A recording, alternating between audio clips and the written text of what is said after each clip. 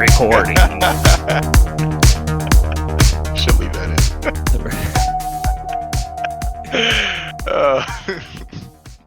in. Welcome to episode 8 of the Inside Byte. I'm Tim Schaefer. I'm here with Rudy. How's it going? Hey, what's going on, guys?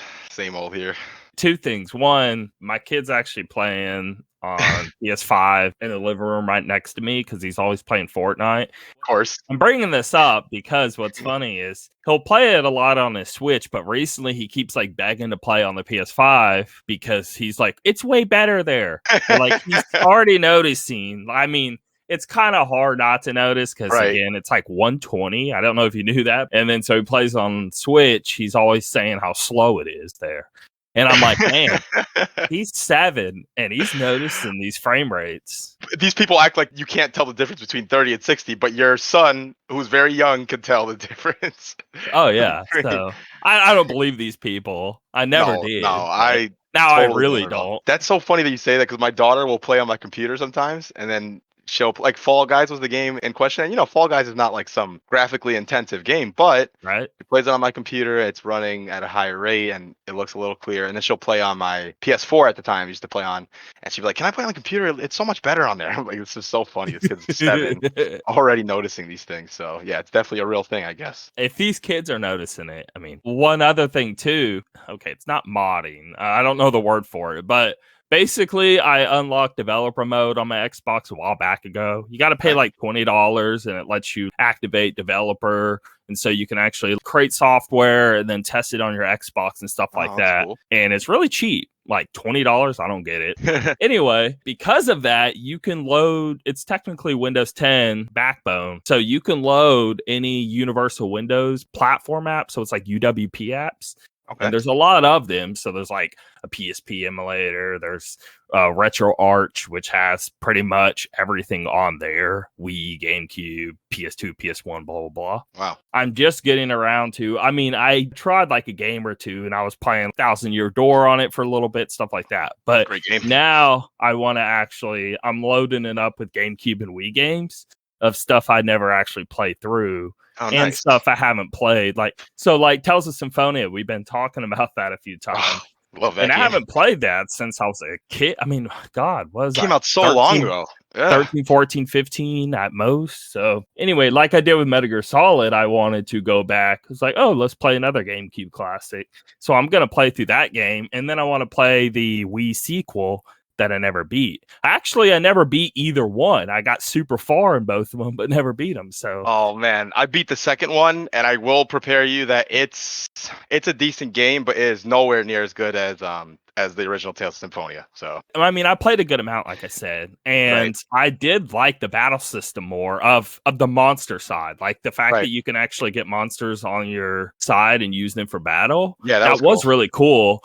And it did make it more fun, but story-wise, I don't know what to expect. So maybe it's not. Maybe it's not as good. I don't know. It gets. I don't know how far you got, but as you know, Lloyd was the main character in Tales of Symphonia. He's evil now. Right. So it gets really weird and strange, and I didn't know what to think. But anyway, when you play it, you gotta let me know your thoughts. Did you beat it? I did beat it. Yeah. It takes some weird turns that I don't know how I felt about it by the end. I mean, how long ago was that, though? Oh, my God. Maybe we'll feel different now. It's definitely possible. I want to say I bought it. What's the name of the second one? The one on Wii? It's Dawn of the New World. Is that right? Yes. Tales of Symphonia, Dawn of the New World. Okay. So I want to say I bought this, right away when it first launched. And that was 2008. And then I feel like I played it for a little bit and I was like, not really feeling it, so I dropped it. But then I came back, I want to say like a year or two later. So I probably beat this around 2010, 2011, something like that. And I hadn't played the original Tales of Symphonia in a long time, which we know that came out forever ago.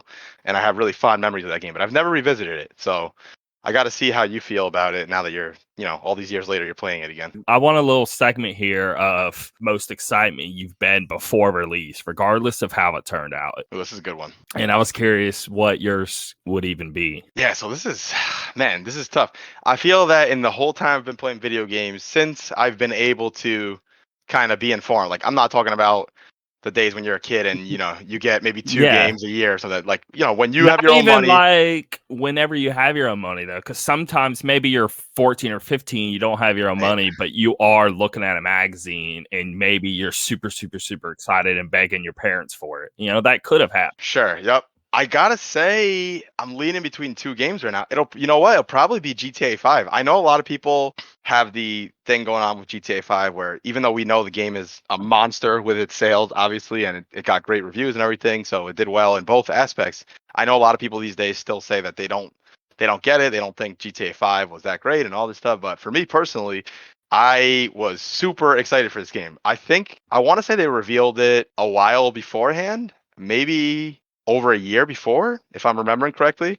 I got it on PS3 at first. So let's see. Okay. GTA 5 it says was revealed on October 25th, 2011.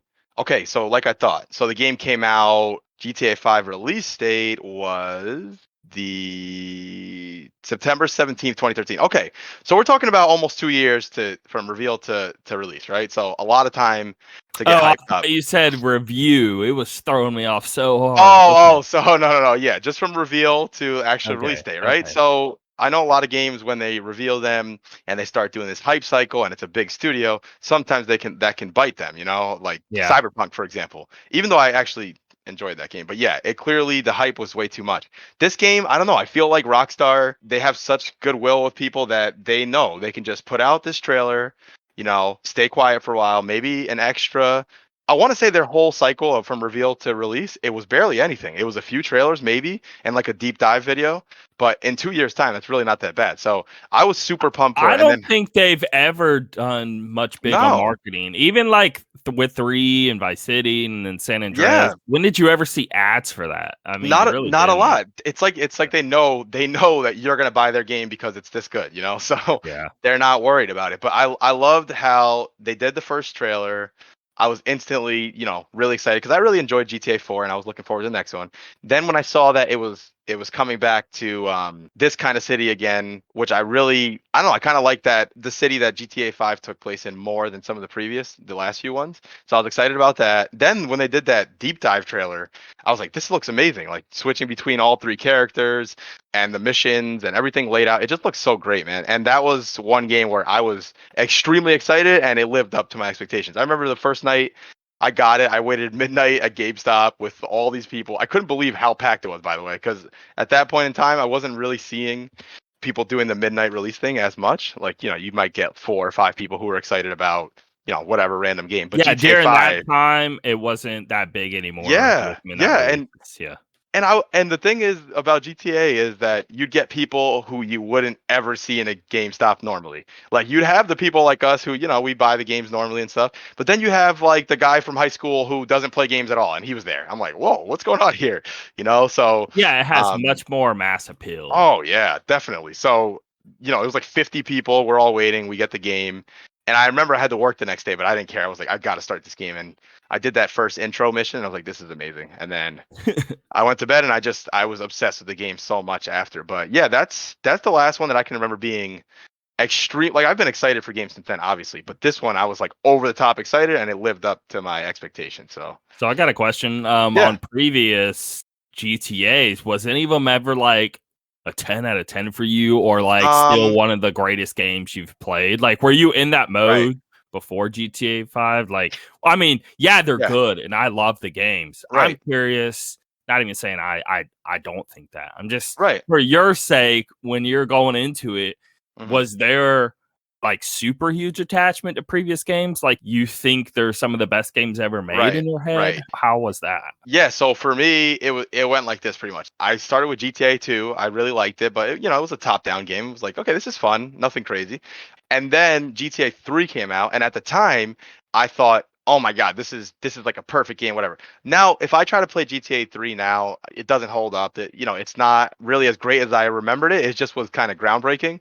But that being said, Vice City and San Andreas and 4. I can look back on those games and play them today, and I still feel the same way. Especially San Andreas. I remember playing San Andreas and going to the gym and working out and getting big and stuff and eating whatever. I was like, this is so crazy. I can't believe this is a real game. I think that's the only game where I remember the main character's name, CJ, because I don't CJ. Yep. I don't remember any of the other names. Well, I remember 4 stands out to me. I remember Nico Bellic because he was kind of like a different kind of character, and then I remember the guys from 5. But I definitely already had an attachment to Vice City and San Andreas going into this. Yeah, I guess I was thinking 3 and Vice City, and then with San Andreas actually falling in love with the character. That one is the one that really made me become a believer in GTA. I was like, holy crap, this is amazing. And then when I played 4, I really liked it. And then they dropped those single player expansions, and I was like, this is even better. Like, I can't believe this is just getting better and better and better. That's why I was so disappointed when 5 never had any single player content. Although I don't really blame them because they're making so much money from GTA Online. 6 is gonna come, obviously. It's just like it's gonna be way later than it would have been otherwise if it wasn't such a huge success. Yeah, I just wish they had done like a single player DLC for 5, like they did with 4, and they even. I know I got into some arguments with some people in these Facebook groups telling me they never said that. I'm like, yes, they did. Here it is. And I'd show them that they mentioned, yeah, we're working on GTA 5, single player expansion. And then they just kind of quietly forgot about that and never came out. So yeah, man, that was one I think lived up, and I was super excited for, afterwards. I'm sure some people had the opposite. I'm sure they were probably let down by it, but not me personally. So I know what it is. I know exactly what it is. Okay. Right. Metal Solid 4 was my most anticipated because, 1, 2, and 3 are some of the greatest games ever made in my brain. Yeah. Totally. So I have that behind it. And of course, with each one, I'm looking more and more excited. Now, 2 and 3, that was PS2 days, and I still was kind of young. So with 4 hitting PS3 and I'm an adult, maybe I was 19 or 20 when I actually went and bought it wasn't my first console I bought. Wii was the first console I bought, which I do want to say real quick. That was the first console that I was in a line for hours waiting. I think it was been like 6 or 7 hours to get the Wii. Yep. Wii was the hardest console to get out of any. Oh my god, games. It was so tough. Same here. It was ridiculous to try to get one of those things, man. Anyway, I bought a PS3 with my own money. It's still real new on all of that, and I got it because Metal Solid 4 coming. It came, I want to say maybe like 2 years after the system. It's hard to remember, but all I know is every little tiny article I could read on it, people talking about it, everyone talking about it on forums, all this speculation. I couldn't have been further down the rabbit hole. It did live up to my expectations. Totally blew them away because, again, 1, 2, and 3, I do love. Weirdly, 3 is like the least of the 1, 2, and 3 for me. I just didn't really like that's like my outside stuff. Yeah. I love the futuristic and being like the indoors environments and going to different environments, but 3 was all the same kind of environment. So It was like it wore on me, and I wasn't like excited to see the new area. Like Shadow Moses seemed way cooler to me in my head. And 2, you are going to complete different areas. Yeah, you're in the oil rig for a good amount, but that game changes drastically throughout. Oh yeah. 3 really just felt like the same through the whole game. Now, environment-wise, obviously the villains are amazing. Yeah, and the story's really good. All that. Yep. It's just the environment. Anyway, I can see that. 4 had the most diversity of any of them by a long shot. The amount of different areas you go to is incredible. But yeah, I think that's my answer. The only other thing I was thinking when I was saying all that was Smash Bros. Brawl. It lived up my expectation at the time. It took me about 6 months to realize I didn't like it. Yeah, that's pretty much what happened to me as well. I was super excited for it. Like, probably more the Smash Bros. Games were the games that I would drop everything for. So if I follow the release of all of them, maybe Brawl could be number 1. I was thinking that as I was saying Metal Solid 4 because I was in this specific group. It was called TradeGamesNow.com, and people would This was dial-up days, and then Gotcha. it led into a little with high-speed internet, and then the site finally died. But people were basically shipping games to each other, and you just traded I games. You didn't see. actually buy any. Oh, that's pretty Was the whole cool. premise. It was Yeah, cool. I gotta say, from 64 to Melee, this is crazy. I can't believe what are the changes they're making, and it lived up to me. Brawl had single player coming. I had played the Melee single player options to death all the time. I'd be sitting there, classic mode, all star. What was the other one? Adventure, I think it was.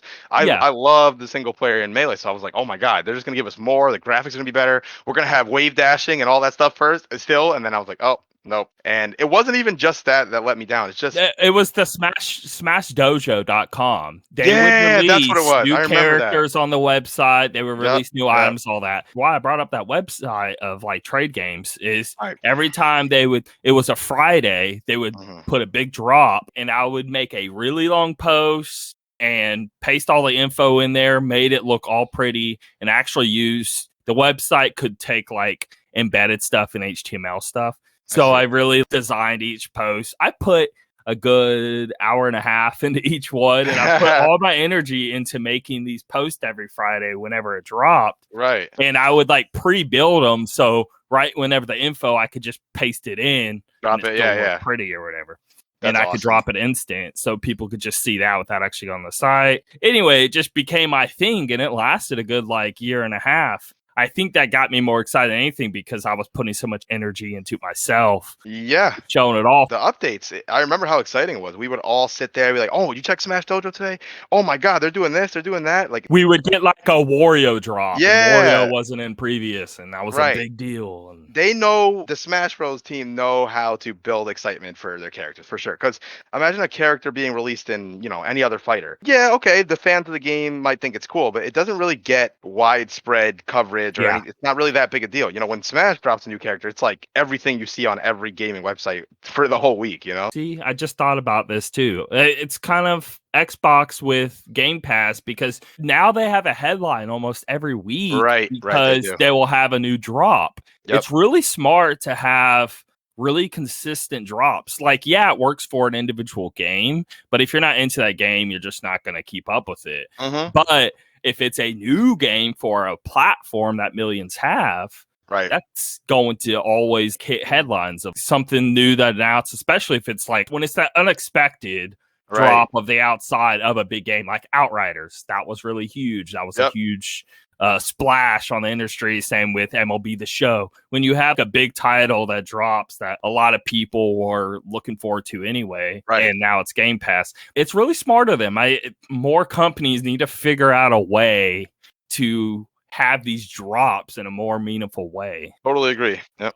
It's now just this constant cycle of advertising, and they themselves don't even have to do it. They just have others do it. Yeah, the fact that you have a game like Smash Bros. Ultimate, for example, that 3.5 years later is still being supported. And I don't mean little updates here and there. I mean, significant buffs and debuffs. It's a new character, a new level, new music. It's pretty awesome that they're doing all of that. So more games need to find a way to keep you interested. That's why when I was talking to you guys last night about how we kind of feel differently about DLC, for me, it's not that hard for them to pull me back in if I like the base game. But I know there's a lot of people who, once you're done with the game, you're done with the game. So they have to find ways to happy I'm done with the game. I'm like, I can put it down. I can uninstall it. I don't have to think about, I need to finish this. I'm the same way usually. But then like Ghost of Tsushima, for example, I'm going to start that now, but I'm excited. But when I picked it up, we'll get into it too later. Okay. Yeah. I'll hold off on that. Then. Is there anything else? I mean, Halo 3, I know was a huge thing for a lot of people because 1 and 2 they did play, and then 3 was the first to where, it's on Xbox 360. I mean, that's a pretty big jump going to like a HD console compared to SD. In that particular case, by the way, I started Halo a little later than most others. I started playing Halo when I was in college because my buddy had an Xbox 360, and I didn't have one at the time, and he introduced me to Halo 3. And man, I'm so glad he did. Okay. I played Halo 1 like right at release, and then I actually bought Halo 2, and then Halo 3 came out. I just didn't have a 360 because I was a PS3 all the way. And 360 was the last thing I was buying. And it's because I kept looking around, and every person I knew that had a 360, they're on like their third or fourth system. And I'm sitting there thinking, like, why would I buy this console that overheats in like 6 months? Oh That's yeah. retarded. They had such a oh my god, they had such bad press over that whole thing. I've been keeping track since 2014, by the way, of all the games that I beat. I like put them in a little document Oh, that's because cool. I need to do that. yeah, so the same way that you were talking about you beat a game and you feel kind of like happy and relieved that you beat it, you don't think about it anymore. I feel the same way. I'm like, I have to beat this game. I'm going to add it to my list. And that's another, I don't know, I just think it's cool to keep track of it. So I'm looking back from 2014 to now, and I'm just looking through and I'm trying to think what are some games that really got me super pumped, as they were coming out. Bloodborne was a huge one. As you know, obviously, I really love that game. And I was there before it came out. Like, I had been a fan of the Souls games already. I remember they leaked, it was called like Project Beast at the time. And they leaked this like little, I don't know, 10-second footage of you playing as the hunter and you walking down the street and fighting enemies, and I was like, oh my god, this looks amazing. And yeah, that game lived up to my expectations. I totally forgot something I needed to correct Yeah, last episode. I go said ahead. I only played Dark Souls 3. Totally forgot about Demon Souls, which I Oh yeah, loved. yeah. I definitely played and beat Demon Souls, and I played it like I didn't even play anything else. I'm just hardcore in Demon Souls until I beat it, and I loved it. It was Yeah, great. I really enjoyed that game, man. So I played 2 of them. Yeah, I got to get you to play the others. I'll even jump in with you if anything. So you played Dark Souls 3 and Demon Souls, right? Yeah, and I went back to play the first Dark Souls, and I got like 6 hours in, and I liked it. But obviously, after playing Demon Souls, Right. PS5, and Dark Souls 3, it's not that fun to go back to the first. It's harder to go back. If you push through it, you'll probably really enjoy it. But yeah, I totally get it being tougher to go back. Dark Souls 2 is one that in the Souls I know community all gets a lot about of it. it gets a lot of hate. I still think it's a good game. I can see why people don't like it as much, but I still put it this way. In my opinion, all the Souls games are like up here, and Dark Souls 2 is like maybe a little lower, but it's still up there with games in general, if that makes sense. I don't think it's a bad game Yeah, by any let's means. say if all were 10s, that would be a 9. There you go. Exactly. That's what I mean. But Dark Souls 2 had the best DLC out of all of them, in my opinion. Like, it really brought the game up. So I do have Dark Souls 2 and the DLC. I have the Scholar of Sin. It's super tough, though, especially the Scholar of the First Sin version of that game. Man, it really, really gets hard. We'll have to jump into those sometime. The only other game I'll say real quick before we move on that recently I was super pumped for and I really loved it was Little Nightmares 2 because I had played the first one and I played the DLC for the first one. I played the first hour of it, really loved it, and I just need to finish it. Yeah, dude, oh man, the game is so cool. It has so much stuff going on that you wouldn't know unless you take the time to really either A, you kind of just are careful observing everything yourself, or you're looking up some videos afterwards. I did like a combination of both. But yeah, that was probably the last one. It sounds simple and dumb, but I do like the fact that you can run background, foreground kind of deal. I think that adds a lot to it. So how about now, before we move on, is there anything currently that's currently coming? we're going to talk about that because okay. So we're having a new Game Watch section now. Oh, perfect. So got we'll do it stuff there. in there. Yeah. Got it. All right. I mean, you want to go ahead and jump to that? Yeah, you know what? We can do that. Let's do that. Let's just do that next. Okay. Yeah. Go down in the notes. You'll see them. New Game Watch. I'm super pumped for Psychonauts 2. I played the first one. I really loved it a lot. It was a great game. So let's just say right off the bat, August 25th. August 25th, yep. Comes out. So that's in 3 days from recording. I mean, this is going to be up Tuesday. So is that out by the time the episode comes? Yeah. So it'll be out Wednesdays when the game releases. So. Yeah, so I'm sure we'll be able to talk about it the following week. Yeah. I can't wait, man. I played the VR title as well. I had never even known about this, but it's called Psychonauts in the Rhombus of the Ruin. And basically, it's a PSVR title. I think it's on Steam as well now. It's most VR platforms. Yeah, okay, good. All right. So I didn't even know about this game really, and I don't have any VR for my computer at the moment. So I do have PSVR. So I dusted that thing off, hooked it back up, and I played it, and I really enjoyed it. It was really cool. It takes place directly after, think like this. You know Kingdom Hearts, obviously. So you know how Kingdom Hearts have their main entries 1, 2, 3, and then they have all the spin-offs, but they're not really spin-offs. They're part of the story, right? That's kind of like what this Psychonauts game was. It takes place immediately at the ending of Psychonauts 1, and it bridges the gap between 1 and 2. So I am gonna play it. Dang. Okay, well, I didn't beat the first one though. All right, so you think I have enough time? I mean, how long did it take you to beat the first one? I think, listen, the way that you played 12 minutes, you got into it, you took some time at night, and you played, what, a good probably 4 or 5 hours. I went obsessive. That game was like, it just kept going crazier and crazier and crazier, and I couldn't put it down. I mean, I don't know if Psychonauts can grab me the same way, but it depends. If it grabs you, I think you'll have enough time. You could probably beat the game maybe between 10 and 15 hours or something if you really, maybe closer to the 10 side if you're really trucking through and Okay. you know what you're doing. I think it's worth playing for sure though. And it's awesome seeing, sometimes you play games years later and you see, oh, this game runs a little better, it looks a little better. But having played Psychonauts before 2 and now catching up on all the trailers from 2, it just gets me so excited. It looks amazing. Like graphics look, oh my God. So Xbox does what PC does, so it Right. really is like if I run an older game, like okay, original Xbox game, they Uh-huh. do bump it 4K 60 and all I'm that. so So I'm so happy about that because the game looks amazing, and I know Double Fine now they were worried they were at first they were gonna have to cut certain parts out of the game and certain bosses and make it not be the game they wanted to make, and then Microsoft bought them obviously, so now they're good. Now you can see the production value has increased, the graphics look much better, the everything just looks way I better. don't know if I want to say 60. It depends. Who knows Psychonauts specifically? But let's say I'm playing Battlefront, Star Wars Battlefront 1 and 2 originals. When I Right. play that now, it's definitely 60 and it's definitely 4K. So Okay. it just depends because some games bump it to 60 and you break the animations. Of You course, can't. yeah, yeah. Sometimes they have it. For the most part, the experiences are pretty good, like you said. But I'm looking right now at Psychonauts 2. It says Psychonauts 2 supports HDR, 120 FPS rendering exclusively on Xbox Series X and S consoles, and then it breaks it down further. X is Nice. 4K 60 or 1440 120, and S is 1620 60 FPS or 1080 120. So that's I'm great. definitely doing 1080 120. So Yeah, I'm gonna on my computer. I'll probably do 1440, 120, 144, whatever it goes up to. But then it shows PS5. It's running at 1440 only, or excuse me, 60. PS4 version. Oh, I forgot about this. So the Psychonauts doesn't have an actual PS5 version. It's PS4 yeah.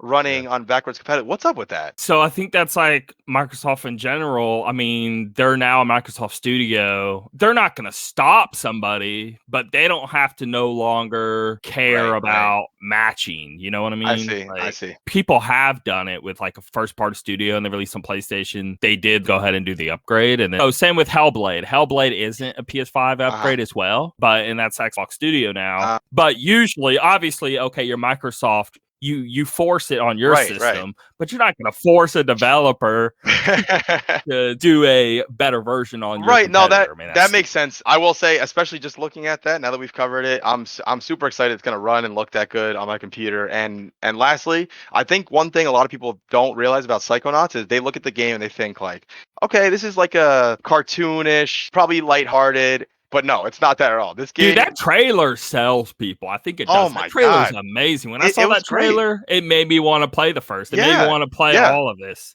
I'm only so because of that glad trailer. I'm so glad I decided to go back and play them because the game touches on some pretty dark topics at times and it handles it very well. In the first one, you have to do some exploring and I think I saw almost everything. I watched like a recap after to make sure anything I missed, but it touches on all kinds of themes like It's kind of like an adult Banjo yeah, Kazooie. yeah, that's a good way to put it. It touches on themes like suicide and drug use and mental illness. It's like all over the place, but it handles it super well. So, and it's fun to play. Definitely pumped for that one for sure. Can't wait. A few more days. So, If y'all haven't seen the trailer, literally just watch it. You'll be yeah, sold. It it'll looks draw you in. like a better, which is wild because this game's amazing. But it takes two is what it's called, right? Yeah, yeah, yep. That That's not a bad trailer comparison. looked like a better It Takes Two. Yeah. By the way, did you play that game? So I played a little bit of it at a friend's. He was showing me how it works. It looks Right, right. amazing. He was going through Yeah. different levels and stuff.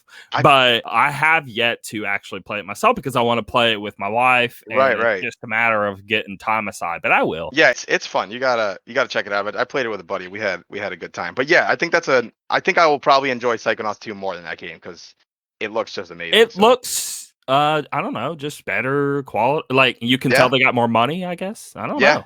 Oh yeah, that's definitely a case. So yeah, man, looking forward to that one. What else we got on here? Mist is next, the next day after that. So August 26th, Xbox and PC. So they're just doing this is like the third or fourth remake of Mist, Is it but a remake, like ground up, or is it a yeah, remaster? Or okay, no, it's a whole new engine for the game. okay. So it's I, not like, oh, they cleaned it up. No, they actually just like, okay, we know put this here, put this there, I see, but I they see. built all the objects new and it's a new engine. So I've never played Myst. I love puzzle games, and I played The Witness. And when I see Myst, it kind of reminds me of that a it's little bit, but I don't know. very well, God, how do I put this? Okay. It's not the mechanics aren't like The Witness, but it's like The Witness in the way you walk from one area to the next, try to figure out how to unlock so you can go to the next area.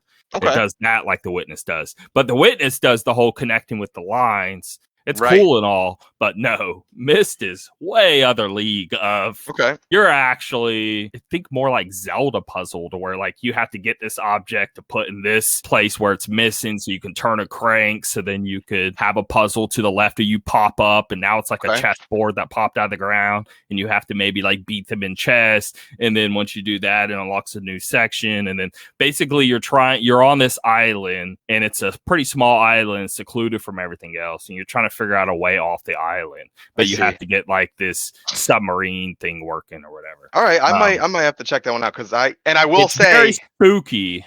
Okay. I will say that I think that a lot of people, by the way, to go back to The Witness for a second, I think a lot of people, and justifiably so, see The Witness and they think that it's like, okay, put it this way, you know how Kojima made a game about walking? And it's amazing. That's what, in my opinion, what he did with The Witness with the one mechanic of the line drawing. But it's so much deeper than that. Although it looks like that's literally what you're doing. No, it is way deeper than that. I played a good amount. I didn't beat it because I got stuck. Right. It's tough. And I didn't want to spoil it, and I didn't want to look it up. So I did want to actually beat it, and then I probably got to restart the whole thing at this point. But I gotta play Myst. But I got far enough to know that there's way more to it than just connecting the lines. Sure. All right, cool. Spelunky 1 and 2 both coming to Switch August 26th. Never really got into those. I didn't, but I played the first one because it was like a free game on Xbox, and so I think it was like Games with Gold, and I played like 3 or 4 hours, and I'm like, oh, okay, I see what's going on. This is really, really great. I think it's better. I think it's better than Hades because I've been playing Hades a lot recently, and we can talk about that. Yeah. But Spelunky is like the OG. Spelunky is like what any roguelike wishes they were. I see. So it really is.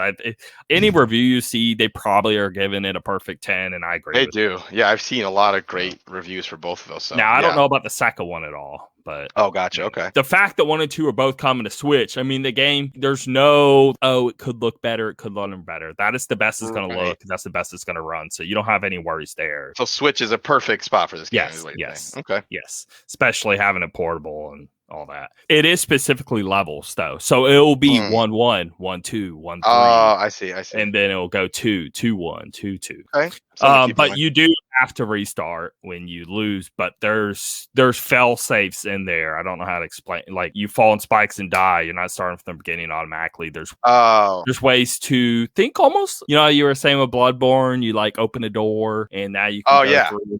So there's things like that. Oh, okay. Yeah. So they have ways to make you feel better about you just died and start again, but something that okay. All right, that's cool. Next, No More Heroes 3, August 27th. So Me game. This is like 1 and 2 or some of the 2 may be the best Wii game. I mean, outside of a Super Mario Galaxy. Let's say number 2 on a Wii game, but I couldn't look more excited for this. You should watch. Everyone should watch. There's a cinematic trailer that's out there, and it gives you the story of the game. No gameplay in it. Your mind, you think Psychonauts is weird?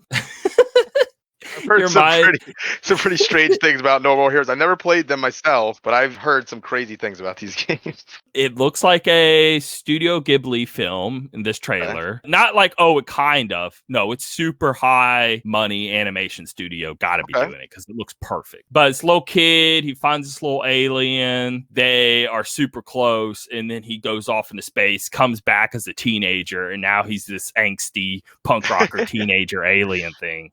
And he's trying to now take over the world, but he's still really close with this kid or whatever. So anyway, you have to see it. Do you have to play the previous 2 or no? I don't know if anyone even knows the answer yet. So I don't think we do. Now from 1 to 2, you didn't. I mean, it's not like there's story in the game. There's a decent amount. It's almost like, okay, the first happened. Okay, cool. It takes literally 2 minutes to explain the story, basically. Okay. They do explain the story in each game. He'll just be like, well, this is what's happened last time. And then you keep playing. I don't think you got to play it. Anyway. Okay. Yeah. I've heard great things about it. So that'll be something I'll definitely have to check out eventually. Next, Sonic Colors Ultimate, September 7th, comes out. PlayStation, Xbox, Switch, PC. So all the platforms there. I'm putting this in because I did play Sonic Colors on Wii and I loved it. Yeah, same. I think I might get that one because I really enjoyed it. It would be cool to see like a high res actually good Sonic. You know, I don't Right. think we haven't gotten that yet because all the HD Sonics are trash. I didn't play. Well, I can't say I haven't played. I played them a little bit. I played I want to say the Wii U one. Maybe was that the Lost World? And then I played the next one. It was After that, okay. You know, they were it was like a okay. 7.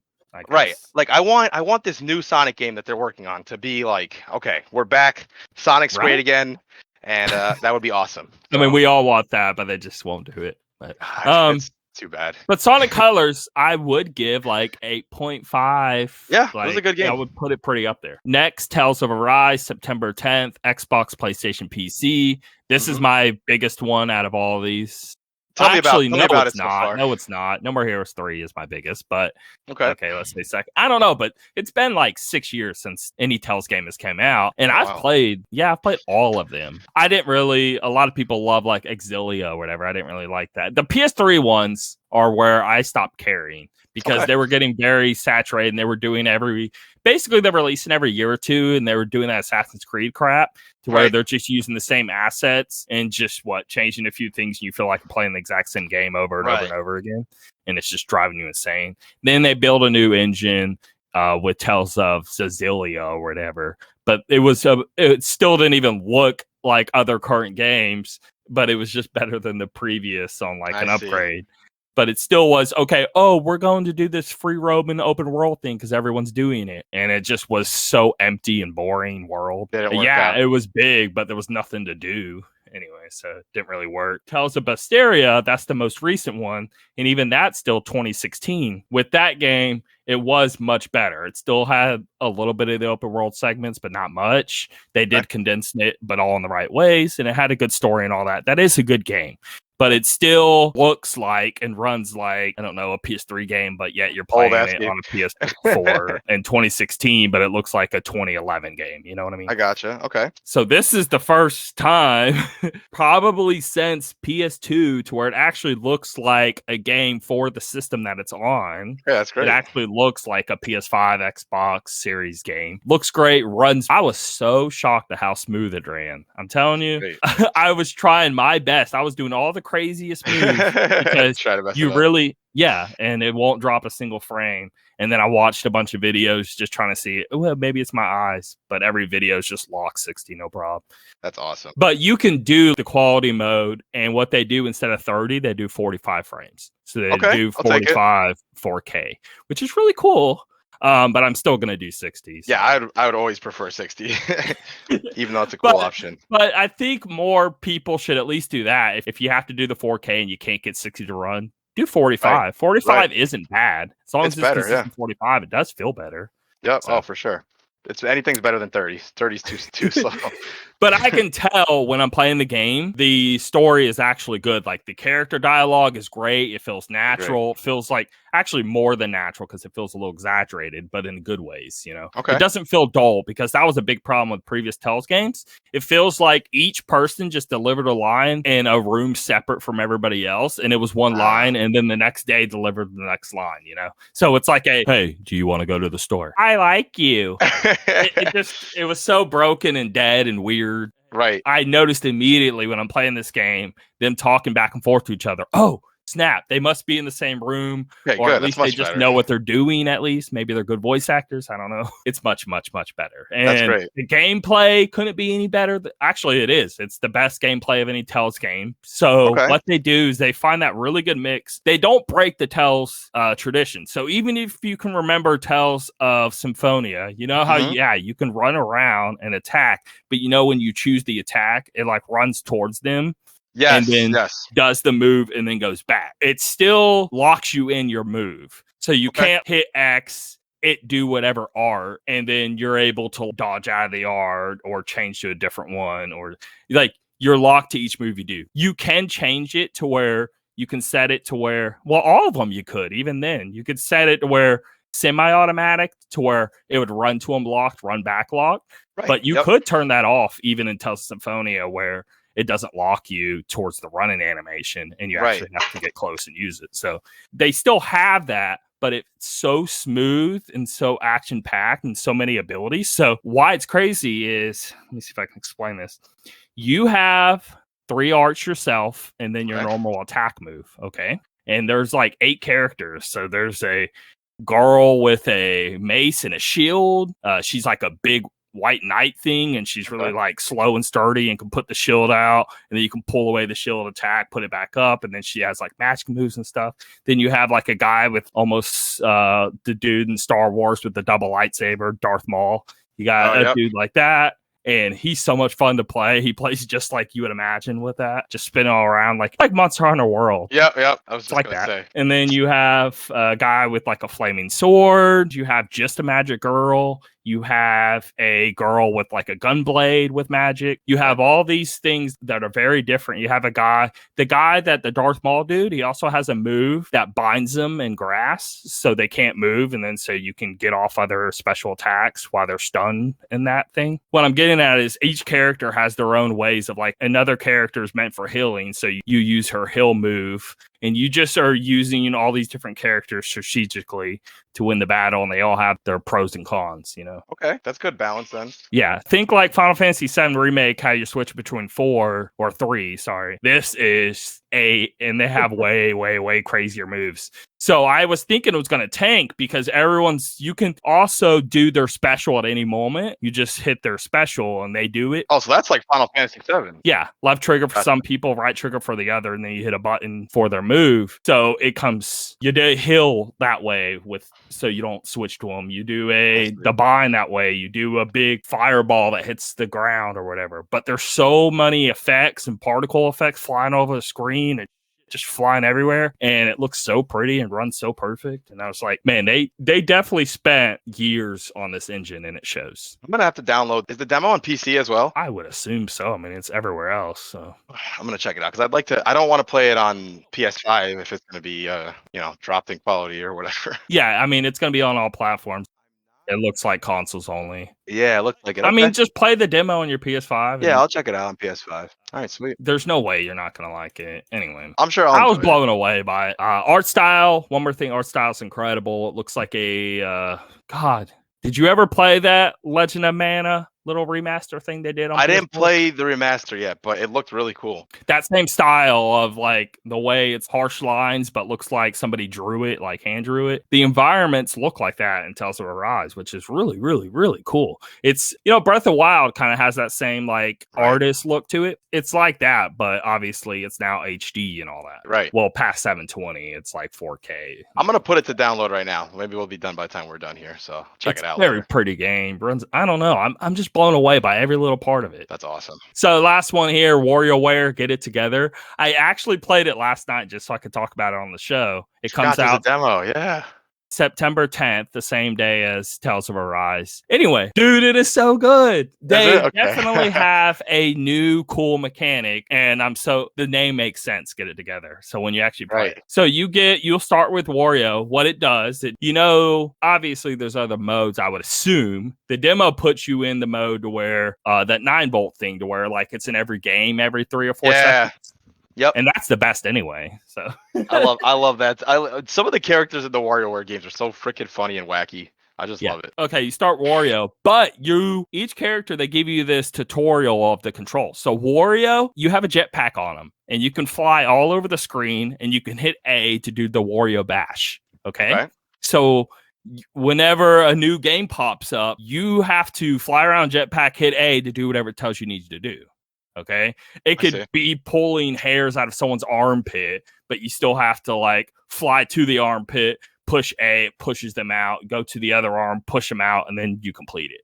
Right. So it throws all these crazy things, just like right? But you control it differently. So okay, now that you played it with Wario, you lose. It'll keep going. I thought it stopped at 20. It doesn't. I did end up getting like 24, and it still kept going. I don't know where it ends. So I lost at like stage 10 or something like that, and then new character. And then they have a whole different mechanic. So the next guy, he can't move it, but all he can do is shoot. But when you hold the direction to go move left or right or whatever, you don't. You stand still and you're just moving. You're aiming, where you're going to shoot this projectile. Okay. So you have to play it that way. So now a minigame pops up. So the same arm thing, now you have to aim for his armpits with the shooting thing and shoot him off that way, right? And then gives you a new character once you lose. And now that character is an alien, and you can fly all over the screen, but your attack or whatever what it is you suck them up like a UFO.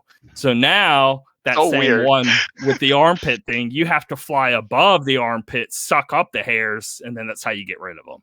You see what I mean?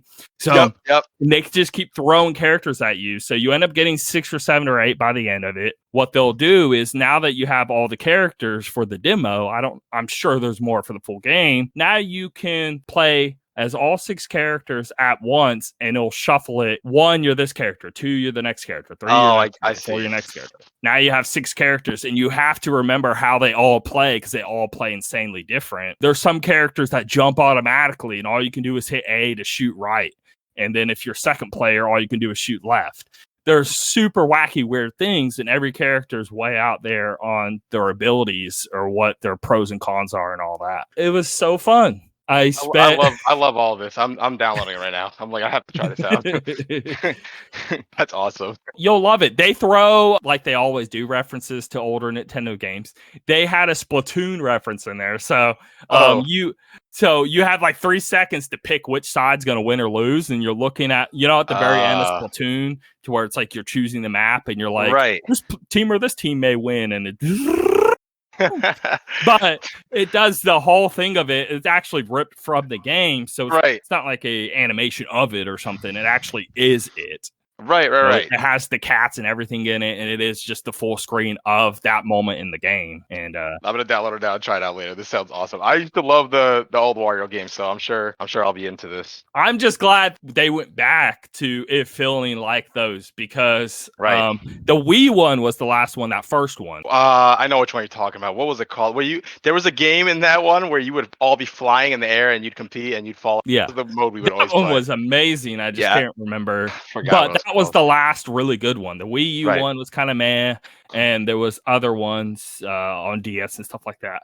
They didn't really do what that Wii one did in GameCube. It was like Game Boy Advance, GameCube, and Wii, and those were like the 3 strong. Those are great. This feels like that. It really, really does. You'll agree with me once you play it. So. Oh, I'm sure. I can't wait. All right, sweet. So I got the Tales of Arise literally downloaded while we were just speaking there, which I'm shocked to download it that fast. I guess it's not that big of a file. And then WarioWare is downloaded now, so all good to go on those. Pretty excited for both of those. This is gonna be a good week for gaming before I lose my freedom again and go back to school. So.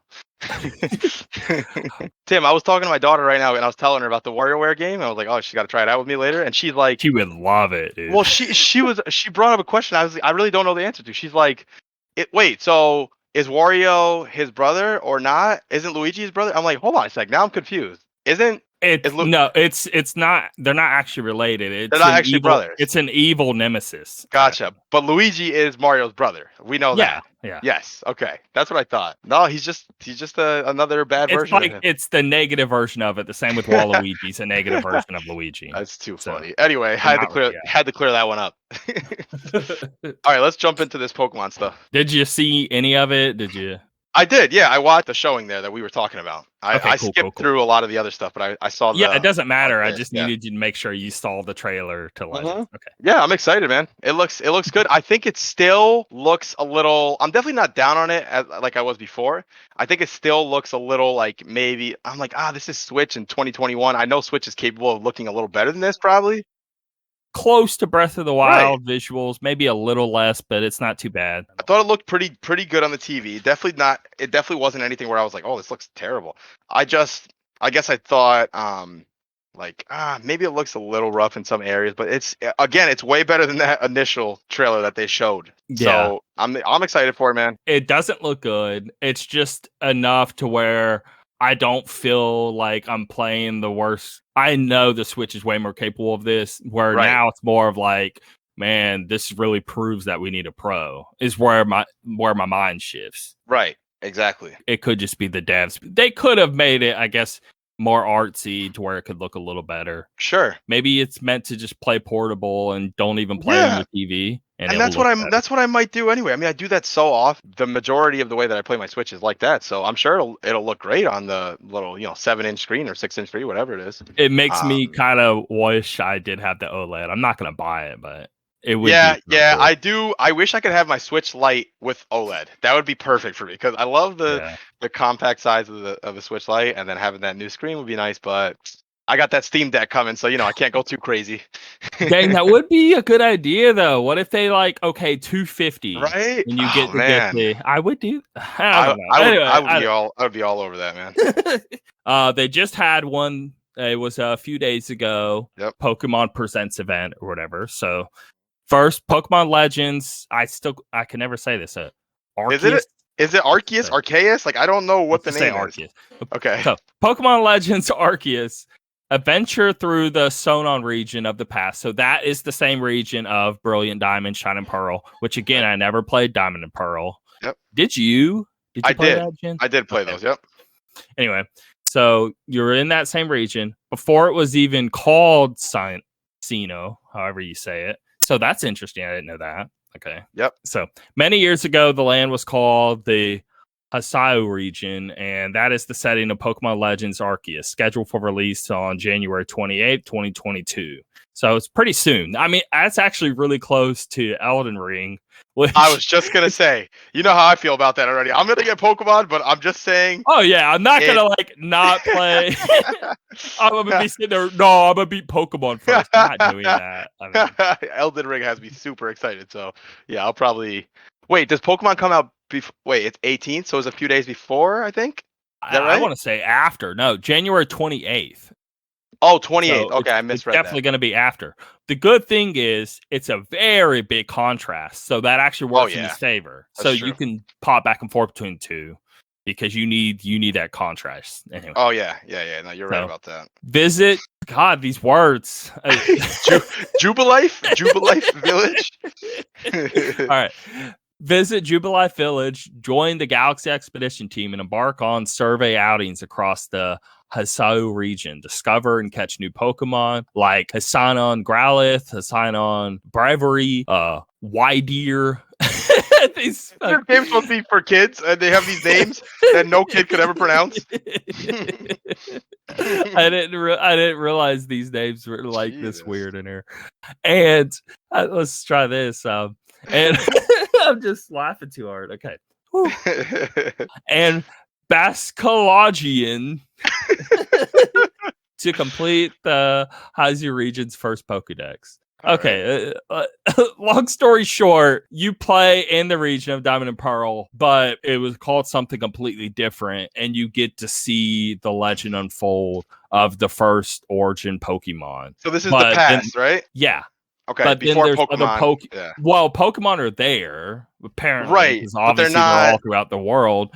Yeah, but maybe the origin legend Pokemon, this Arceus, existed already. Like it's currently living, but we just never actually got to meet it and study it. Maybe that's what it is. And in the trailer, doesn't it say something about like this is before the time where Pokemon and humans were so intertwined? Like this is kind of like before that. Yeah, and it actually plays into the gameplay, which are very smart. I thought that was pretty cool that they actually did. As you're roaming around, the Pokemon will actually attack you. So in any current Pokemon game, they have a thing with us to where they don't mess with us. Right. But during this time, that wasn't established yet. We haven't gotten that connection. So that's actually is pretty cool because you can have a story to where we can now understand why we came into a middle ground of like, okay, we're going to respect each other kind of thing. Yep.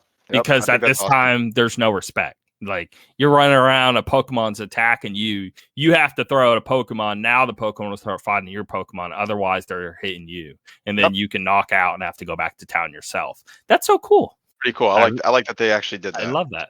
It's available for pre-order starting now. And again, it comes out January 28th. Okay. Obviously, Switch only. Something. Wouldn't that be funny? Oh, Switch and Xbox. Xbox Game Pass, Pokemon Arceus. Bro, if that happened, oh my god. Oh god. I would become the biggest Xbox fanboy. I wonder if they would ever no, knowing Nintendo would never doing that. Nintendo would never let Game Pass come on Switch either, I don't think, because they just want you playing that. I think that actually could happen because they have talked about that multiple times. I know they have, really but good connection there. The more I think about it, I know they definitely do, but the more I think about it, I would think, would they want someone?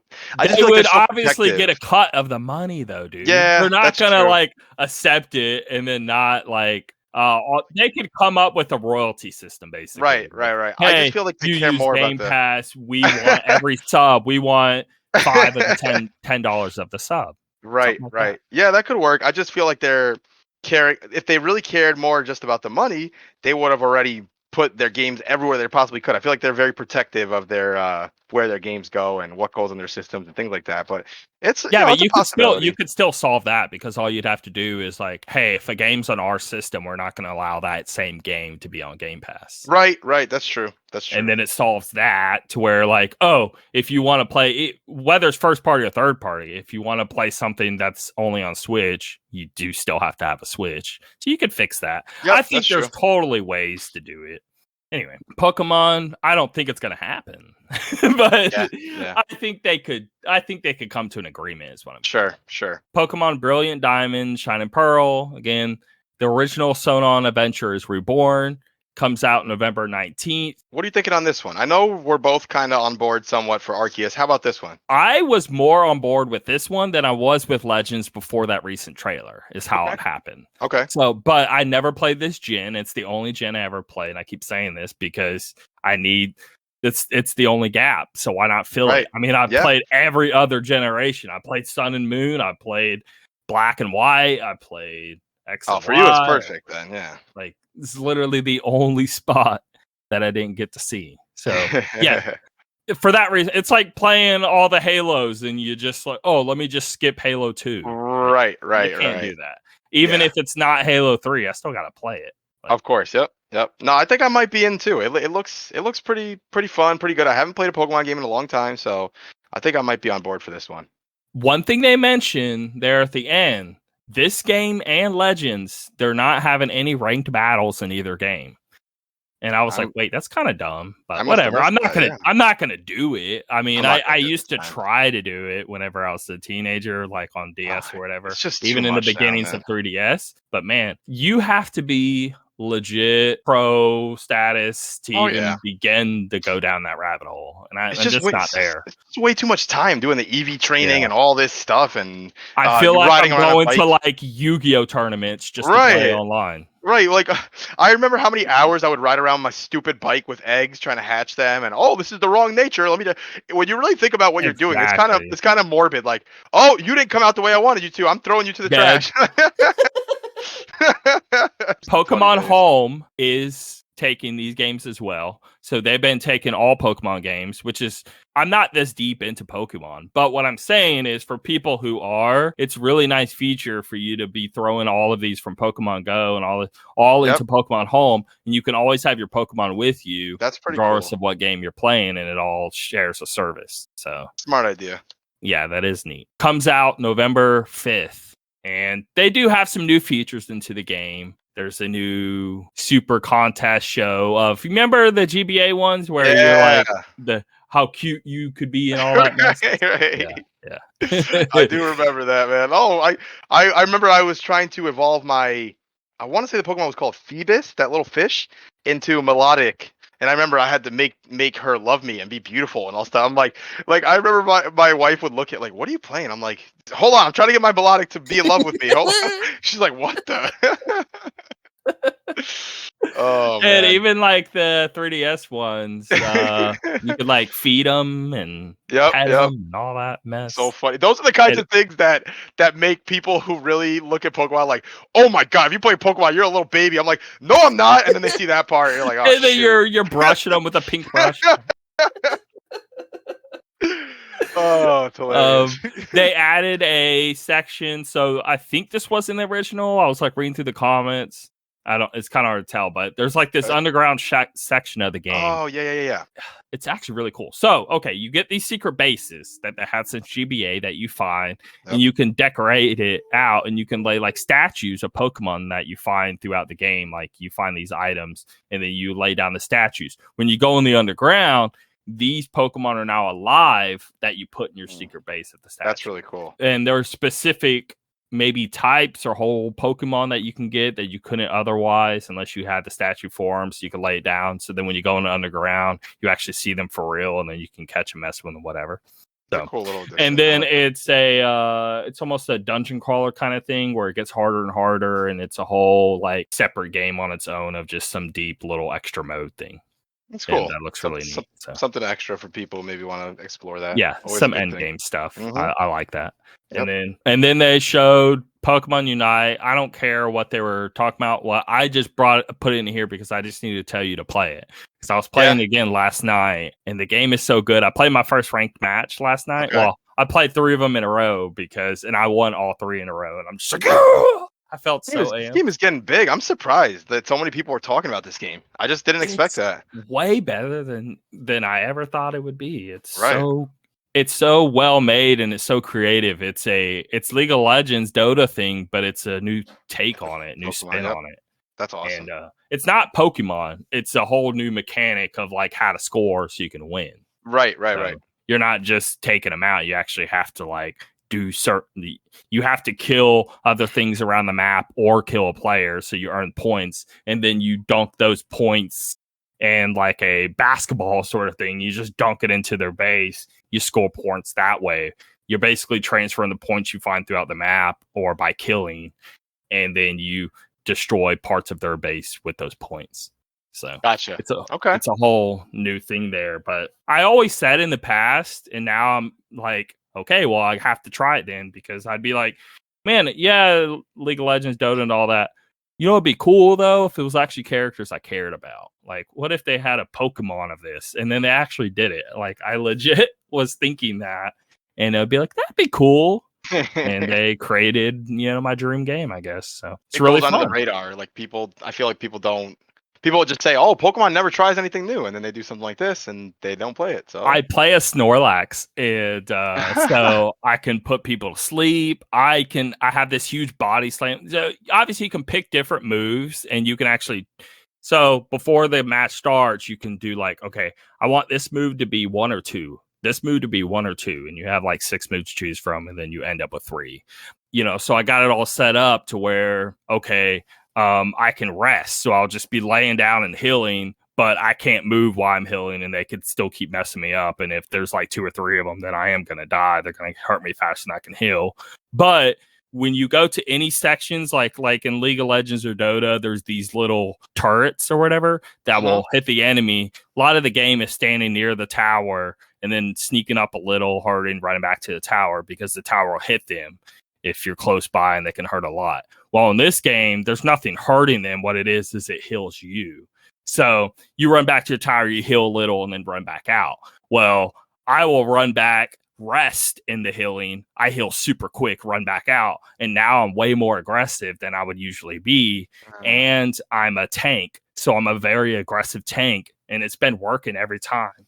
I am doing so well. I took a screenshot last night of like 2 of my 3 games. I was MVP. And I'm just wrecking people with the Snorlax. I love it. That's awesome. Yeah, I'm gonna have to get into that one. It's just so many games to try to get into. I have like a million in my head. I'm like, oh yeah, definitely want this. Hey, at least it's free. So yeah, that's true. All right, number 2, Ghost of Tsushima Director's Cut, released Friday, August 20th. Now, even me writing in the notes here, things have changed. But anyway, yeah. Well, hold on. I gotta preface this by saying Tim has been going through an interesting roller coaster here, right? Like I know. You're like, why is it this price? What's going on here? And you're like, okay, I'm okay with this part, but not this part. So we've been all over the place. So I gotta hear how you feel about it right now. Well, I'll try to go through this fast, but yes, I had a big problem because I watched the Foundry video, and they said all throughout the video, hey, it's not much of a visual upgrade. Right. Honestly, it looks really close to the PS4 back compat version. So you could just play that and it looked the same, and that'd be that.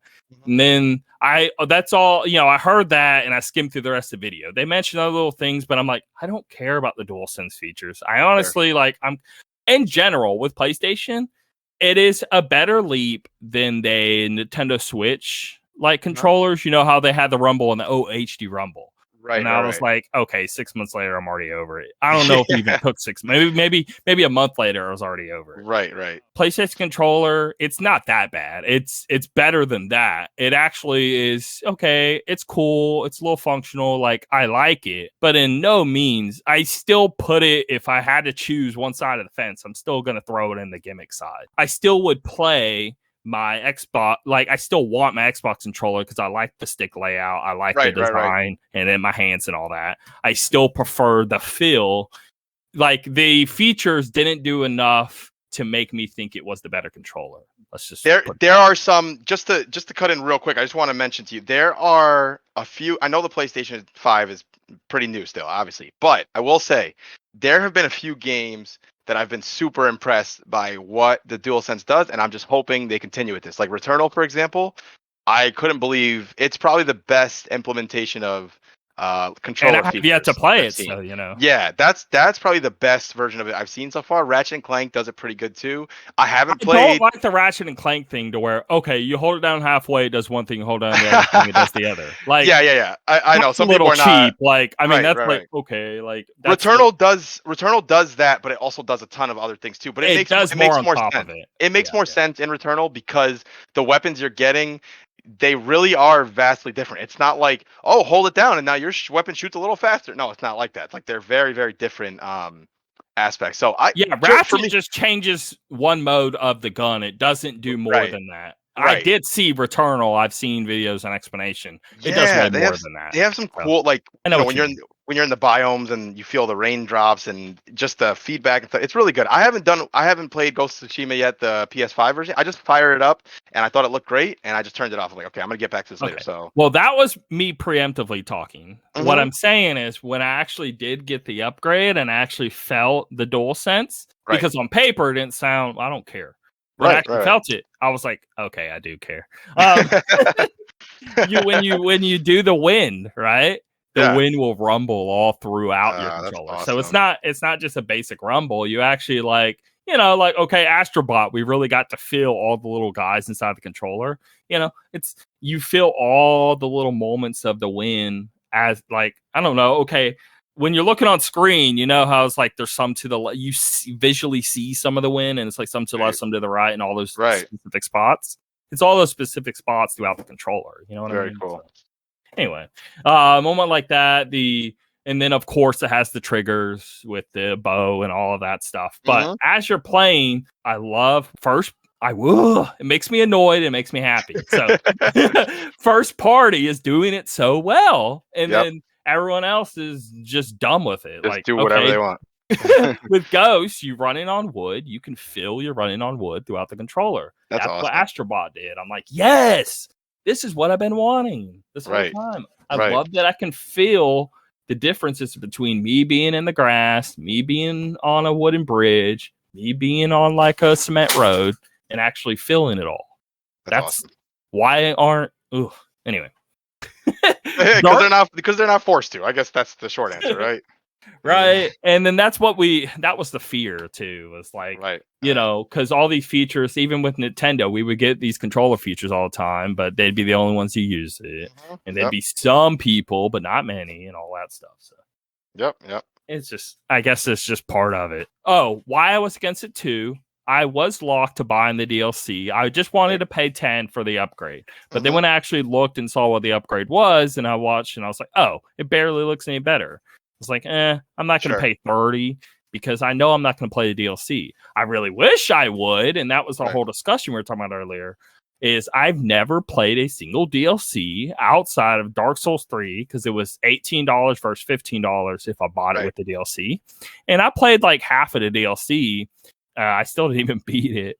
And that was my only moment of like, hey, here's me playing DLC for a game.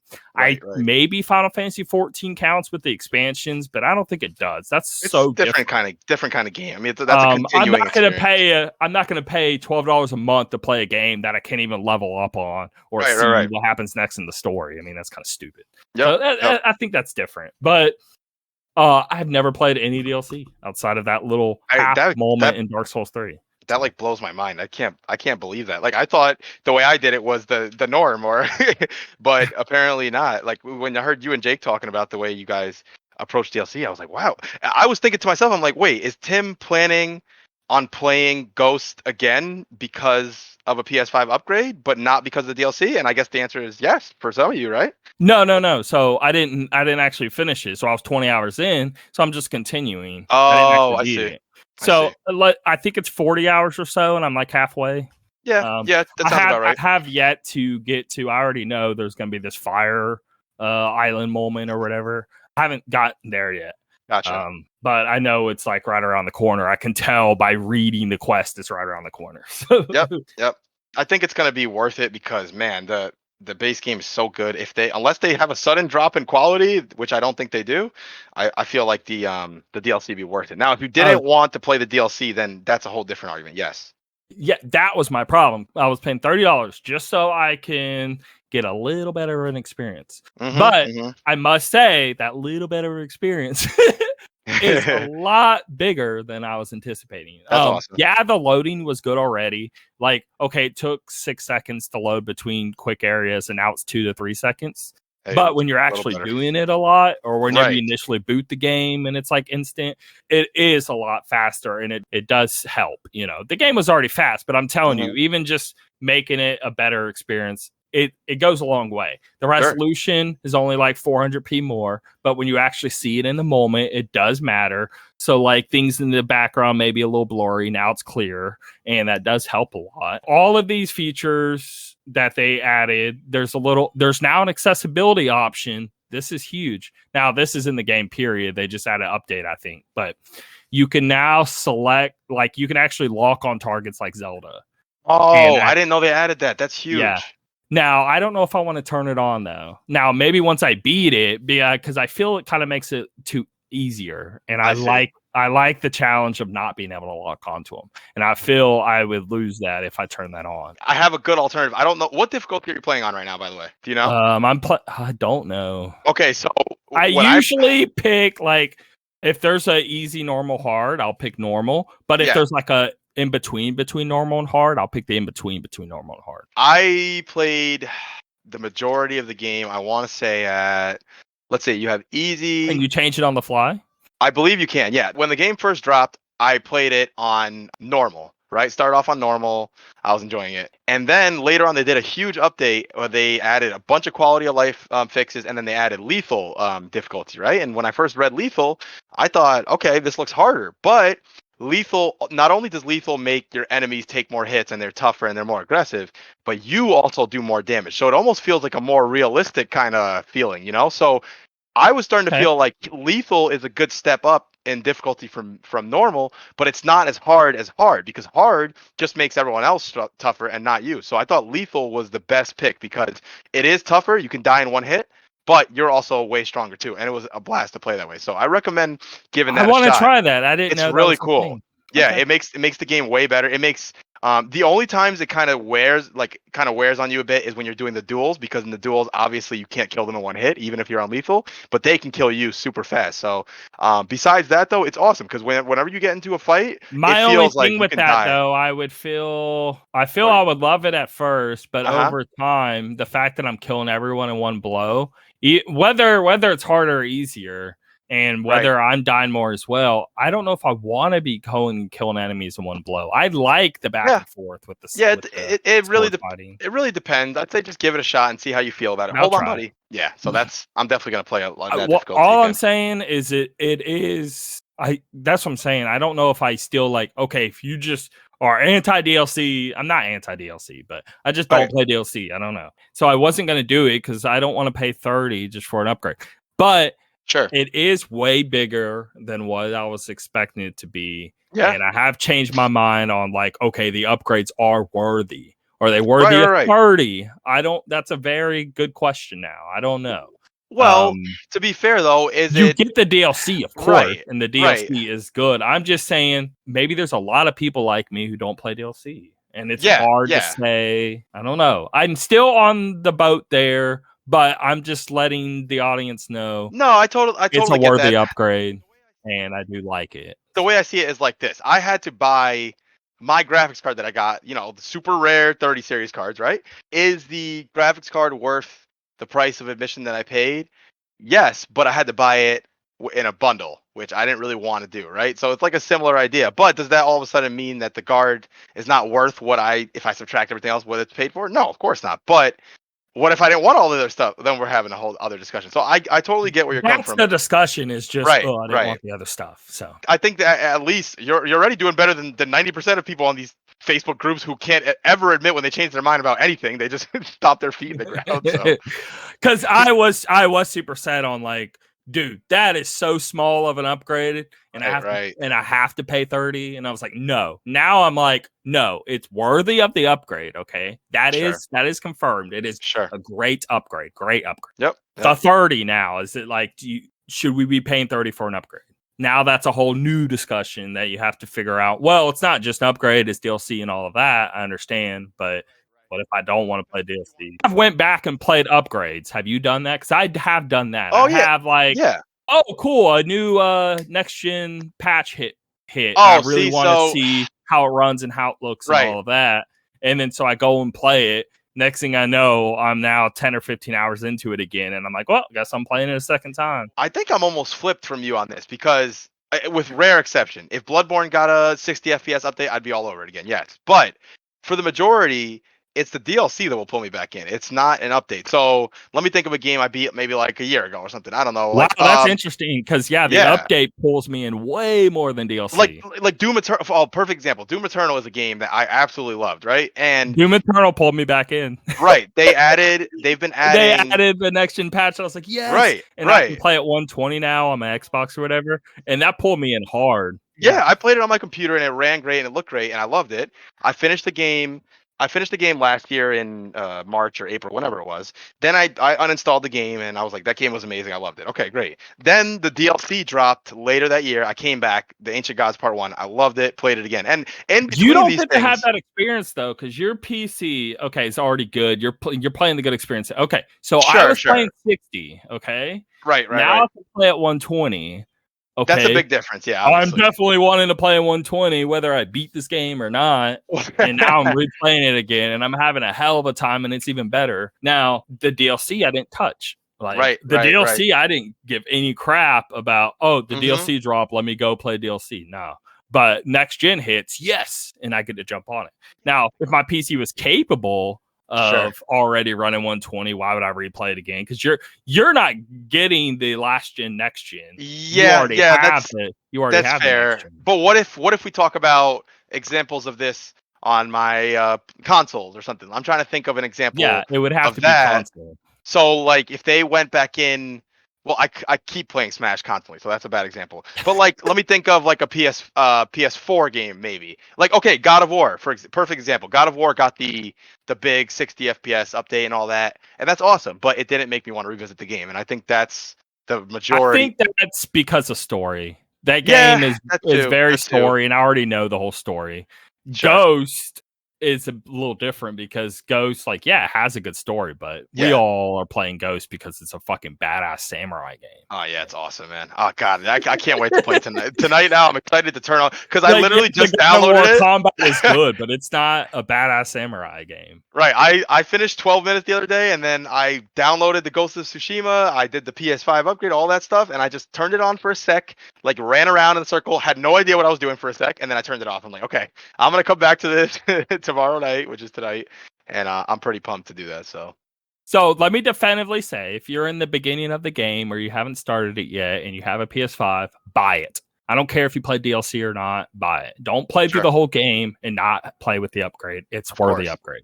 Okay. Can you buy a pack if you don't have the game at all yet? Is there some sort of edition that comes with the director's cut, the whole thing now, right? For 70? Yeah.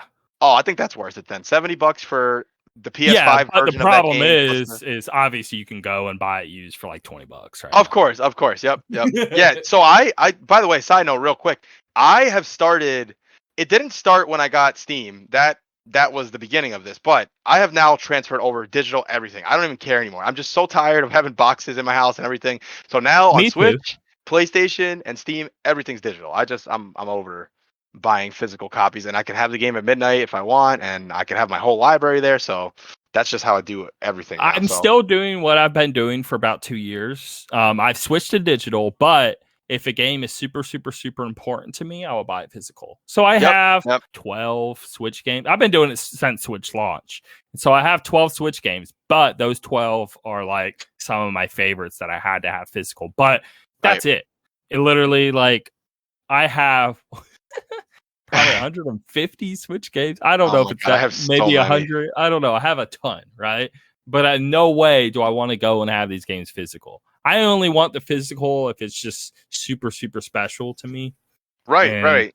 Yeah, that's it. Collector's editions are things that make me want to buy physical sometimes. Like when you sent me that Cyberpunk thing, I really wanted that Steelbook case. You know, I have like all these Steelbooks that I like to collect, and the figures that I mentioned in earlier episodes and stuff like that. And it's more than just the still. I didn't realize it, but it's a bigger package and then a Steelbook with it. And the biggest package has other things in it as well. Yep. So that's pretty cool. Yeah. But anyway, yeah, man. All right. Number 3, Dying Light 2 showcase to be confirmed for Gamescom 2021. And that will be August 24th. So that is, can't wait. Dude, that will be Tuesday. That is. We might have to just maybe next episode we can just talk about the Xbox showcase, because I'm sure there'll be a lot to talk about. Oh, there has to be, right? So I'm super excited. They're going to show Halo because there's some Halo stuff going on right now. Yep. That game comes out. That is confirmed to now coming out end of this year. So of course they're going to show Halo as well. And I do want to see some campaign stuff. I want to see campaign gameplay. That's what I want to see. I'm gonna probably just defer to you and ask you what you thought of general opinion, because remember, I'm still working my way. I have to go back to ODST now, so I'm still working my way through all of them. So I don't want to see any anything that might spoil something or. Okay. Well, they're not going to show a spoiler. All they got to do is show them playing in a map of like the first level or two. I mean, that's probably true. But on another note, this Dying Light 2 thing, man, I feel like this has been the year of me playing games that came out way long ago and catching up and being excited for the new version of it. Because Psychonauts is the first one, and Dying Light, I played. I think we finished it last month, my buddy and I, and man, we didn't beat it, but I loved it. I played 20 hours of it. I'm just playing it by myself, and of course, if I had someone to play with me, I would be having even that much fun. But in no way am I even slightly not having fun. I'm loving the game. It's a great game. I'm just saying it's hard to. I don't know. If you have someone playing it with you, you're going to play it more. Totally agree. It's way more fun. It's a way more fun game with a partner for sure. Like we had so many funny moments running away from zombies and stuff like that. But we're playing the DLC now, so we're just getting more and more excited about 2. 2 looks amazing. Everything I've seen so far looks great. So super pumped for that. Now talk about DLC. That would be one. So, but that's a little. So that's what's weird. Okay. Yeah. So Dying Light 2 or the first one. Right. I'm close to beating it. I beat it. Why I'm playing it though and trying to catch up, because I do want to play. They now have this open area, so it kind of feels like Dying Light 2, but it's in a DLC. So yeah, it's called The Following. It's really good and has a lot. That's what I've seen a lot of video of that and people talking about that, and that looks like, dude, it's Dying Light, but just even better. It's what it's looking like. Maybe you just haven't gotten the really good quality DLC drops. Maybe you haven't tried them out yet, because I think depending on that, like The Following, for example, super cheap. I mean, it's almost not. I think when it came out, it was really cheap to begin with, and now if you buy the game with it, it's super cheap. And I mean, I bought it because it was a sell of $5. So came whole entire new area. You can drive buggies around now, new weapons, new enemies, new missions. I mean, it's a great package. I think that really that's something really like that would have me to play it, but that's almost like, I mean, that's a transformative experience. That's not like, I don't know how to word it. Even Witcher 3 and its expansions of like, oh wow, it's still technically the same game. This is like, oh, I'm now outside and I can drive a vehicle. Right. That blows the previous versions in a whole separate. It's like almost, that's like 1.5 or something. It's pretty awesome, man. But it has me super pumped for the next one. Next one just looks like better version of the last one, which I'm all for, with new features and new story and everything. So I have yet to even see a single trailer outside of the E3 cinematic thingy or whatever. Yep.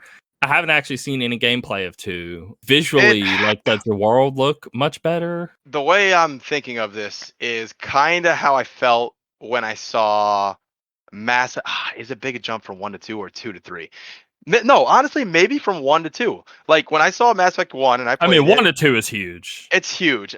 It's somewhere in the middle. Maybe not as drastic as 1 to 2, but maybe 2 to 3, but maybe a 2 little to more than 3 that. could. Yeah, maybe a Yeah, little yeah, more than yeah. that because it everything looks nice. It looks like crisper. It looks the scene the scenery around you looks nicer. You could have like more field of view. Everything just looks better. Maybe And Dishonored 1 to 2. that's a good comparison. Yeah. And besides that, I noticed certain mechanics and things that we would do that would frustrate us in the first one. Like for example, I used to love the drop kick in the first game because you could drop kick all these zombies and it'd do a lot of Yeah. damage. It was really cool. But the next one, it just looks so much cleaner, so much easier to do. It looks like it's more visceral. Everything like that. It just looks like it's just everything has been upped and made better. I mean, that's all Okay, I can really cool. say about it. It's just a huge upgrade in all in the right I direction. mean, I don't why see would I anything not negative. want a better Dying Light? So, yeah. There's a lot of little things in the first one that were problems for us. Like a lot of the co-op progression had little issues here and there. You could play the whole game entirely, but then if me and you play together and you're playing in my game, then when you go to your game, you haven't progressed at all. They fixed that for the part 2, from what I understand, which I'm really happy about. So we both get progress. They even fixed it in the DLC. So that's nice because, I mean, it sucks. One person's getting progress, the other's not. So All right. So it drops August 24th, 11 a.m. I wasn't sure what time zone that was, so I have to look that up. But gotcha. anyway, in the morning, we get to see more of it. Okay. Next, Can't wait. Call of Duty Vanguard. They just showed a November trailer of 3rd. that in November 3rd. Yep. All right. So, I mean, one, are you even getting it? So I have not even seen this trailer yet. I was planning on watching it, but I haven't watched it either. do they I have? just, that's how little I care myself. Yeah. I'll probably watch the trailer, and it's tough with Warzone out now. If I ever want my fill of Call of Duty, I usually play that with friends. It depends. I got Modern Warfare I don't for the like Warzone, campaign. though. I like the I deathmatch don't I and don't love all Warzone that either. stuff. I just play it the same way that you just play. Your friends are on. They want to play this. Let me play with them. Okay. But as you know, Halo is my go-to multiplayer shooter, which we have to play again soon. By the way, that was fun last time. But yeah, So, I'm gonna watch the Halo trailer. responds to the Call of Duty. They are Yep. releasing around the same time, but they still won't give the exact date. But once the Call of Duty showed, which, like they said, Right. they would then confirm what they're doing. Well, it's perfect And timing because they have the show on Tuesday. So and what they're doing is so they can get it out holiday. They're cutting the co-op in the campaign, yeah, a and lot of then people are they're not happy about cutting this. Forge mode. Now, So why is this? Listen, for me personally, this doesn't bother me at all. But I'm thinking of other people, and I'm like, why? that's where Like you you guys need said to. exactly what I was going to say. I don't care personally because I'm Right. not going to play the campaign personally. I like the personal experience and I like experiencing the story by myself. It Right. feels more epic and I can Mm-hmm. get more absorbed in the world. It's Right. kind of hard to do that co-op because I do take it a lot more seriously Sure. and I have a lot more fun with myself with the campaign. So No. me myself not worried about that. Forge mode, I was expecting Forge mode to come later. I wasn't expecting it to be released anyway. This is kind of a bigger deal than people realize because a lot of the like Halo 5, it's like 90% of the maps are Forge made maps from people, which is kind of interesting. Yeah, but for others, I totally get it because that's such a huge. Most people, okay, we're playing the campaign. They get online with a friend, or they get a Right. friend over to their house and they play through the campaign together, and it's a Right. ritual they have. And a lot of people Mm-hmm. do that, Yep. and even I do that with the second or third playthrough. But in no Sure. way am I doing it the first time. But Yeah. I'm so kind of I surprised. understand the importance of it. Me personally, it's not affected by it, but Right. they do need to get crap for it, and I would never. Like what is going on? The game was supposed to launch last year. Okay, they made the right move. We're gonna delay it. We're gonna fix it up. Okay, great. But then you're still like they had to have thought beforehand, like, oh man, when we put this out, people are gonna be really unhappy about this. That was my this thought statement. is how they know the backlash, but they're like, I just wish I was like, again, a fly on the wall in the Right, room when right. they're discussing Oh it my god, because they were probably so they worried about can't this. they can't delay it again. They can't. Okay, They can't be no, like, no. okay, it's next summer instead. I mean, they could, but that just looks so It terrible from the looks studio. it looks bad, but you can't mess this Halo up either. I mean, Yeah, but I this doesn't technically mess. What this does is it like, okay, we can at least make sure the multiplayer is good, and we can at least make sure the campaign's good. So we're technically good there. It's just yes, true. these two modes that people really like and are going to use. We just have to kick. I get it. If I'm in their boat, I'm doing the same thing, but I'm just more mad because I'm more thinking of like, okay, but how you're messing this up for a decade now, okay? Like Bungie wouldn't be doing this. What's going on? No, they wouldn't. The thing that kills me is I feel that people are starting to get too okay, including myself, too okay with games launching with things missing. Like even they took out assassinations too. Like what? Like they say that the reasoning is because it leaves the I don't know player. what that is. I don't know what assassination Okay, is. so in Halo, I want to Is say it it started 3? in I no, it wasn't in 3. In 3, you hit someone in the back, you assassinated them, right? But later on, they built on assassinations. I want to say Halo 4 was maybe the first one where instead of pressing B to melee on your controller, if you pressed and held B, you would go into a sort of animation of an assassination, and Oh, you could unlock these cool, like, really dunk on your enemy or whatever. So okay, so imagine I me and don't you were like that running. though. Well, I here's don't the know. thing though, it was really just a Sorry, fun I'm being like showboating thing. pure as Halo. No, it's I'm being okay. But it doesn't, to me, it doesn't change anything about the game besides being able to brag a little bit, which I thought was a fun little thing. I got this enemy, no one else is around. Okay, now I'm grabbing him, I'm stabbing him in the back, I'm throwing him to the ground. It's just a cool little thing. okay. It's So a disrespect move, but you would have right, killed him anyway. no Okay. one, no one's forcing you to do that though. You can just press melee and kill them. But if you Okay. press and hold it, now you're assassinating them. Okay. So I thought it was more powerful or something. no change. Now maybe they want to retool that. Maybe they want to say, okay, if you assassinate them, maybe there's some sort of buff or whatever. But I just don't see what the big deal was to take that out. I mean, no one's forcing you to assassinate people, so in that way at I least, think it's because of the monetary stuff. It has to be, right? Because they're trying to figure out the battle pass thing. They're trying to figure out Sure, how they would monetize everything where they're still being fair, but they still want to right. put it in and all that. And That's true. maybe that's harder thing to tackle of like, Yeah. Who knows? But I don't I know. just hope they don't keep coming out and saying, and this is gonna be cut, and this is gonna be cut. Like, just So let's it's not get affecting us. So we have to put that aside, and we yeah, still just have to say that it's bad, and this shouldn't be cool because one, this is some stupid trend that's been going on for the last 6 years, right. maybe even 10 years now. At this point, I don't know how long it's been. Yeah. People cutting stuff out so they can get it released, and then most people are like, "Hey, well, whatever, just push the date, release it later." But I don't Right. think Halo's in that boat. I think it's more of I think it's the multiplayer. That's what they Right. need to do. That's what I Right. feel. If I was them, that would actually even look better. Be like, release the multiplayer this holiday. Don't release the rest with it. Do you think they'd get more hate or less hate? That's a tough question. So I think it's a smart idea if the game's not ready to at least release the multiplayer because people could start playing. But man, I wonder how people would react to this. Now, what would Because be it's worse? just a That free to play multiplayer, and you can still keep stacking on it. And right, the right. sooner you release that, the better. It's not going to matter. It's not That's like true. you're not hurting anything releasing the multiplayer early. Right. It's more of the people of what the hell you cutting the campaign. Right. I think that probably would work out better for them if the game wasn't ready, honestly. I think at first people would be mad, and then when the campaign drops and it's great and people love it, well, oh, now people are happy and they've been playing multiplayer this whole time. I think that would probably be better, but who knows? Yeah. Who knows what they're thinking behind the scenes, you know? So, What about the reception? I mean, it'd be better for me. I think it would be a smart move, but I'm saying I think right. they're worried about the reception. I think maybe they would.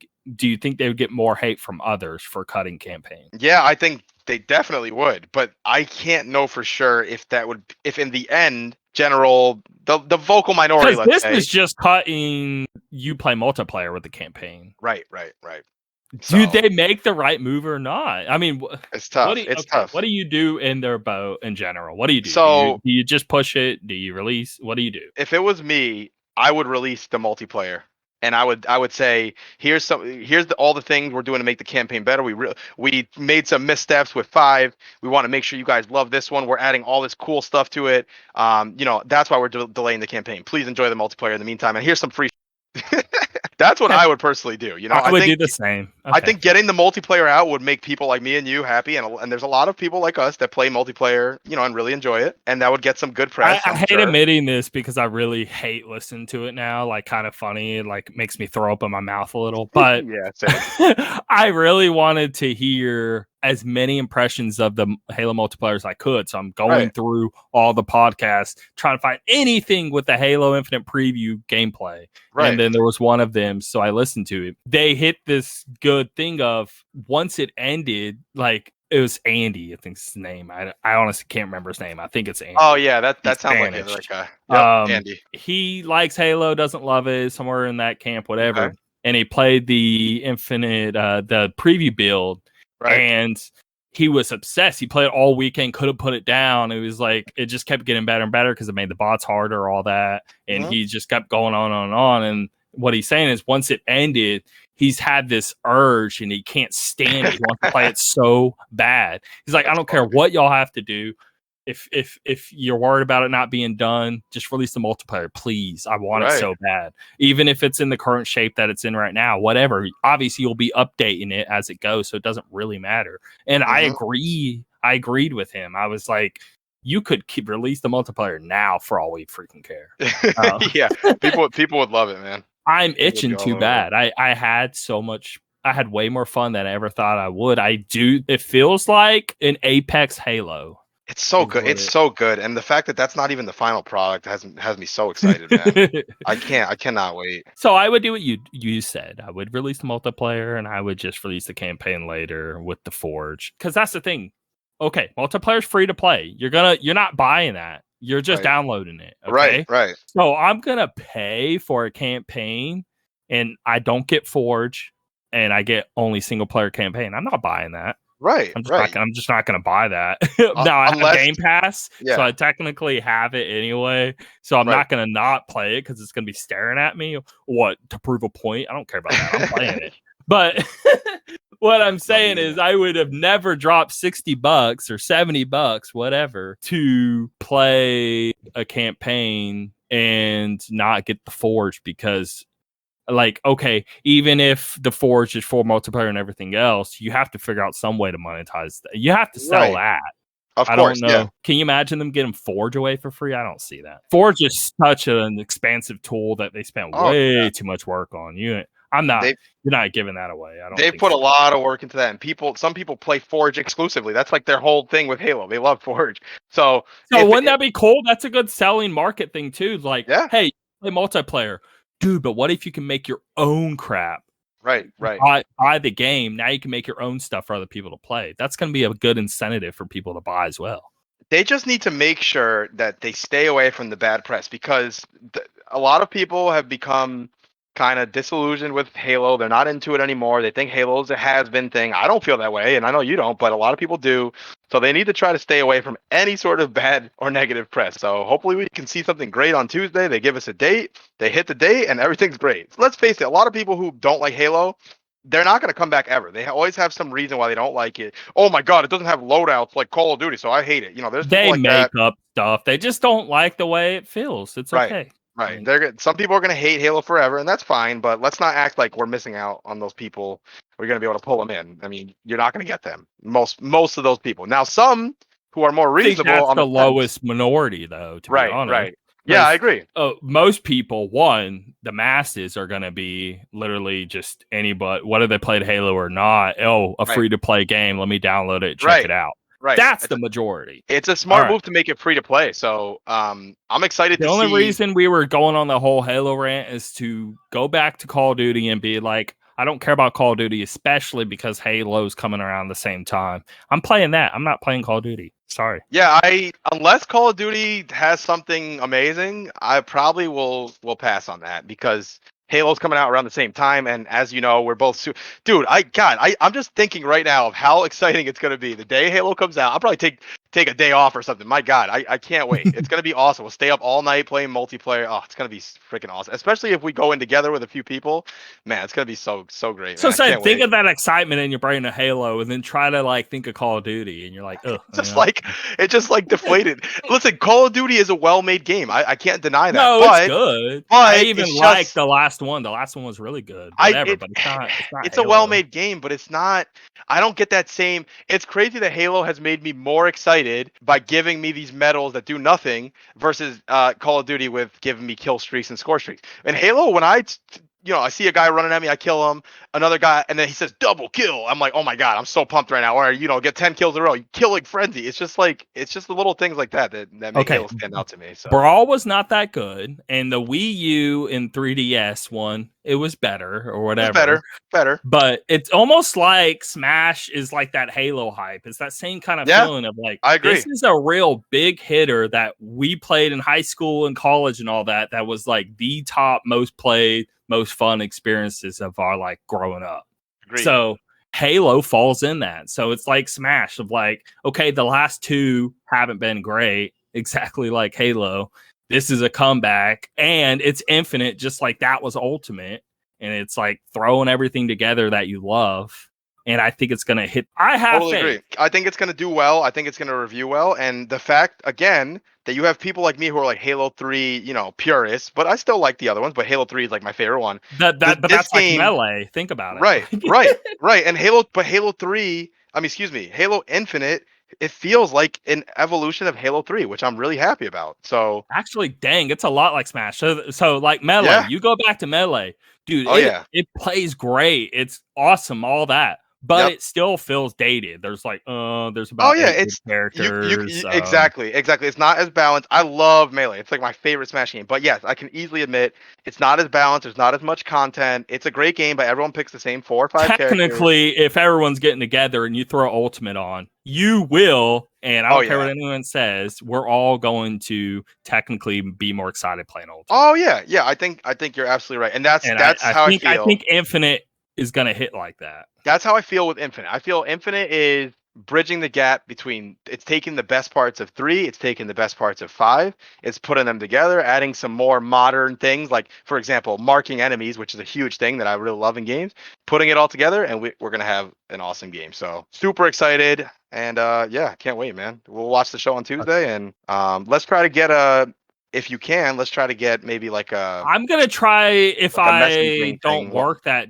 If I don't work that day or have to do anything that day, what I want to do Tuesday is I'm going to go live and watch along and do that. That's a good idea. I'm at least doing that, but I do want to also the Inside Byte, name of the podcast, YouTube. It's just the Inside Byte, same thing. Instagram, same thing. Just look up the Inside Byte if you need anything Inside Byte related. So. Yeah, that's a good idea. We can do that. I guess the takeaways we'll have from it. I mean, if you wanted to do it, I'm actually, I usually tutor on Tuesdays, but this week I'm no tutoring, so I'm good. We'll just do what we're playing because it's 2 games each whenever we do the main topic. And we can include them in. We can include Jesse in that. We're watching and playing. So just ask them to list 2 things. It could be 2 games. It could be 2 shows. All right, I'll let them know. And I guess the last thing I'll say is, we know for sure after we watch on Tuesday, we'll at least have some takeaways around Halo, Dying Light. I'm hoping campaign stuff. I know you're not. Well, you don't. I don't know. It depends what they show. I mean, I'm gonna feel bad for you. Well, they won't. They're not that dumb. You really think they're gonna spoil campaign? Well, I will say they showed some stuff in the initial trailer that I didn't know about Cortana. I had no idea that. I won't say much more in case you haven't played it, but I didn't know that, so I was kind of bummed that I learned that. I don't know if there's going to be anything else. Yeah, I mean, see, that's a good question, because it's like, everyone's always wondering this. How long is too long? Because it's definitely been... Oh, I'm not blaming them. That's my own fault. 20 years or something. At the time, crazy crap. At the time, I wasn't planning on playing the Halo campaign. It's like spoiling Final Fantasy 7 stuff. It's like, can you really do that at this point? Can you really spoil Final Fantasy 7? No, I definitely have no right to complain. It's just I didn't expect that I was going to play the campaign. You personally just don't want to see it because of exactly. That. Yep, that's all. So, all right, well, we'll see. We'll see how it goes. We're back. We're here with Jesse. He's big into beer. Oh yeah. What does that mean exactly? You just know a lot about it? You go into breweries a lot? You run a brewery? What do you mean by knowing a lot about beer? So I'm just pretty involved in the craft beer scene. For people who aren't in the craft beer scene and aren't like involved with it, it's actually a much bigger industry than people really realize. And there are thousands upon millions of different beers out there to try, different styles, different breweries. When I say that I'm really into beer, it just means that I just really enjoy drinking lots and lots of different kinds of beers, different styles. Going to breweries. I do a lot of home brewing also. It's just another hobby that I really do enjoy. Yeah, and Jesse's the real deal, man. Every time I see a post from Jesse, literally anything, like if someone was to like question his authenticity, I guess they would be smacked down quick. I'll just put it that way. So you're just saying, hey, almost like me going the rabbit hole of just a hobby in general. Oh, you mountain climb and you could tell us anything and everything about it. You're super focused in on the whole beer industry is what you're saying. Yes, I am. Like, I know a lot of the different news stories that are going on. I follow the industry, kind of like how you guys probably do with video games. I do that with the beer industry also. Yeah. Okay, cool. Very cool. Cool. Yeah, I've always thought it was an interesting thing, so I think it'll be a good conversation. We're going to get into that, but I just want to introduce him here. And do you have anything you want to share in terms of someone that could follow you? You got any work you do? You Instagram, something? I actually have a beer-related Instagram. Cool. It's at Lucky Beer Camper. It's also my Xbox and PSN names. So, I mean, anywhere you want to follow me, that's basically my name. Twitter, it's also my name on Twitter also. Sweet. Okay, nice. Yeah, I'm going to check it out. But we're first going to go into things we're playing, things we're watching, and we figured might as well join the guesting in that topic before we just start with me and Rudy. So, guest first here. What have you been playing? What have you been watching? For playing, mostly I've kind of been juggling between 3 games. I've been playing the Elder Scrolls Online pretty consistently for a while now. My girlfriend actually got me into it because she was like hardcore into it. And like every night. So my character level in that is 522 right now, and she's still a solid 200 levels above me. So she's been at it for a while. So I've been investing a lot of time in that. I played and beat the game 12 minutes. Oh, nice. So have we. So we need to talk about that. We all beat it. Yeah, so I'd be interested in talking to you guys about that one, because I think I got what's probably the bad ending, but I'd be interested in talking to you guys about that. And the last I went ahead and did all the endings, so... Yeah. So I haven't seen all the endings, but I'd be happy to talk about them. And the last game actually just started today. My daughter said that she wanted to start playing the Halo series. Oh, cool. Wow. So how old is she? She's 9. So probably maybe a little young, but Halo is pretty tame for him. I think it's the perfect age, to be honest. Yeah, it's pretty tame. So we jumped into Halo 4 because I thought it would be good to start with one that has a little bit more modern controls and, sprint and those kind of things. And if she's interested in it, we could jump back into the earlier ones if she has an appreciation for it. But so we ran through about half the game today. We put probably 3 or 4 hours into it today, and that was tons of fun. Y'all obviously co-op campaigning, right? Yes, local co-op, split screen. What are you playing it on? Xbox Series X. Oh, nice. Okay, so I have an S, but I don't have an X, but it's only because I got it like day one, waiting up at GameStop, and they basically they only had like 8 systems and they had like 2 S's. And of course I got in line. I'm like maybe 15th in line and they're saying, hey, there's only 8 systems of the X and 2 of the S. And then everybody leaves, but one other guy wanted an S. And then I was able to get in line to get an S. And it ended up working out. There was only two S's? 2 S's and 8 X's. Why was it like? I'm surprised it wasn't flipped. I don't know. Yeah, I would have thought it would be flip-flop. Right? Getting these consoles is such a chore, but I feel like if someone asked me, hey, can you get this PS5 for me? I'll pay you $50. And if that was my job, I would get it done. Like, I've gotten really good at it now. I did it with the GPU, the 30 series one, and I did it with PS5, but it was It was causing problems at home. It was like I have an earphone in my ear at all times. We're eating dinner. I'm like, hold on, I gotta go to the computer. Hold on, they just dropped right out. It's like it was a mess. It's opening like multiple tabs, multiple Yeah. devices. Yeah, and just I had, like, that's what you have to do. Yeah, I had like Yeah. auto refreshers. It was a mess. I went through that rigmarole trying to get a PS5 for my girlfriend because I bought a PS5 for her birthday. It took multiple attempts, having multiple tabs open. Yep. It's a chore. It's rough, man. I got a PS5 and then a Series S. And what's weird though is I'm not really itching for the X just yet. Maybe in a year or two when we actually really start getting next gen only sort of games and I start noticing. But as of right now, it has yet to be a problem. So I'll just keep gliding till I hit that point, and then I'll buy an X and sell the S. Why not? There you go. 12 minutes. I really want to. So it's hard to really talk about without spoiling. But we're gonna have to spoil a little bit of it at least. I mean, we'll keep it brief, but we can talk about the big thing about it. Let's just say 5 minutes from now. Well, I'll wave my hand a million times. I don't. Keep it brief. Let's just jump right into the big thing that I saw everyone talk about on Twitter, all these game journals and stuff. Oh my God, this twist is so horrible. I hate the game now and all stuff. Listen, I saw that too. To make a long story short, we find out, in my opinion, in a really masterful and smart way through a story where you discover you have to keep trying. We learn that the main character of the game is actually married to his sister, and she's pregnant, and it's a whole like incestuous relationship, okay, which he obviously had no idea. Okay, that was the thing. If you really enjoyed the whole game the whole way through, 4 or 5 hours in, and then you get to that, is that really going to make you hate the game? I didn't have that reaction. It was gross and weird, but I still wanted it was very weird, but it was like shot. Like I felt bad. I was like, oh my God, what a horrible situation. That's how I felt. Yeah, and nobody knew. Now, if somebody knew, it'd be a different situation. Well, that's where it comes down to your choice in the endings, right? Do you you choose to? She doesn't have to know about it.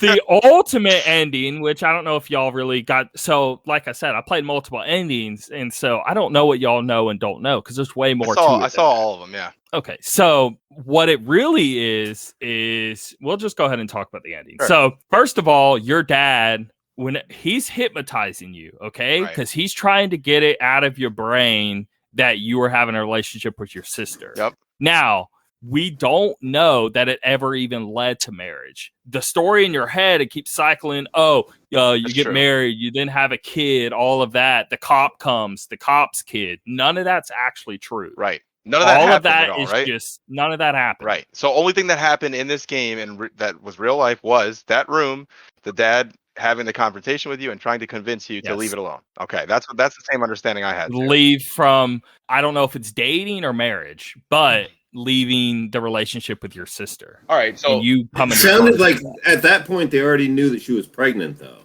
That could have been the case. I think he's right. I think I remember some dialogue indicating that he said you even got her pregnant now too. Yeah, I remember that. But let me ask you guys real quick, what did you think about, I know there's a difference between a game being hard and a game being annoying, right? Did the game ever start to annoy you? Did you feel like, oh my God, I'm doing this so many times? Because for me, I felt a little bit of annoyance, but then I kept pushing and that started to feel great about it. I'm like, every time I would do a new loop, I'm like, oh, okay, I have an extra breadcrumb. Now I feel a little better about knowing this. Let me try this. And I actually felt pretty good the whole way through. I got stuck once or twice, but nothing too crazy. But I know a lot of people did not feel that way.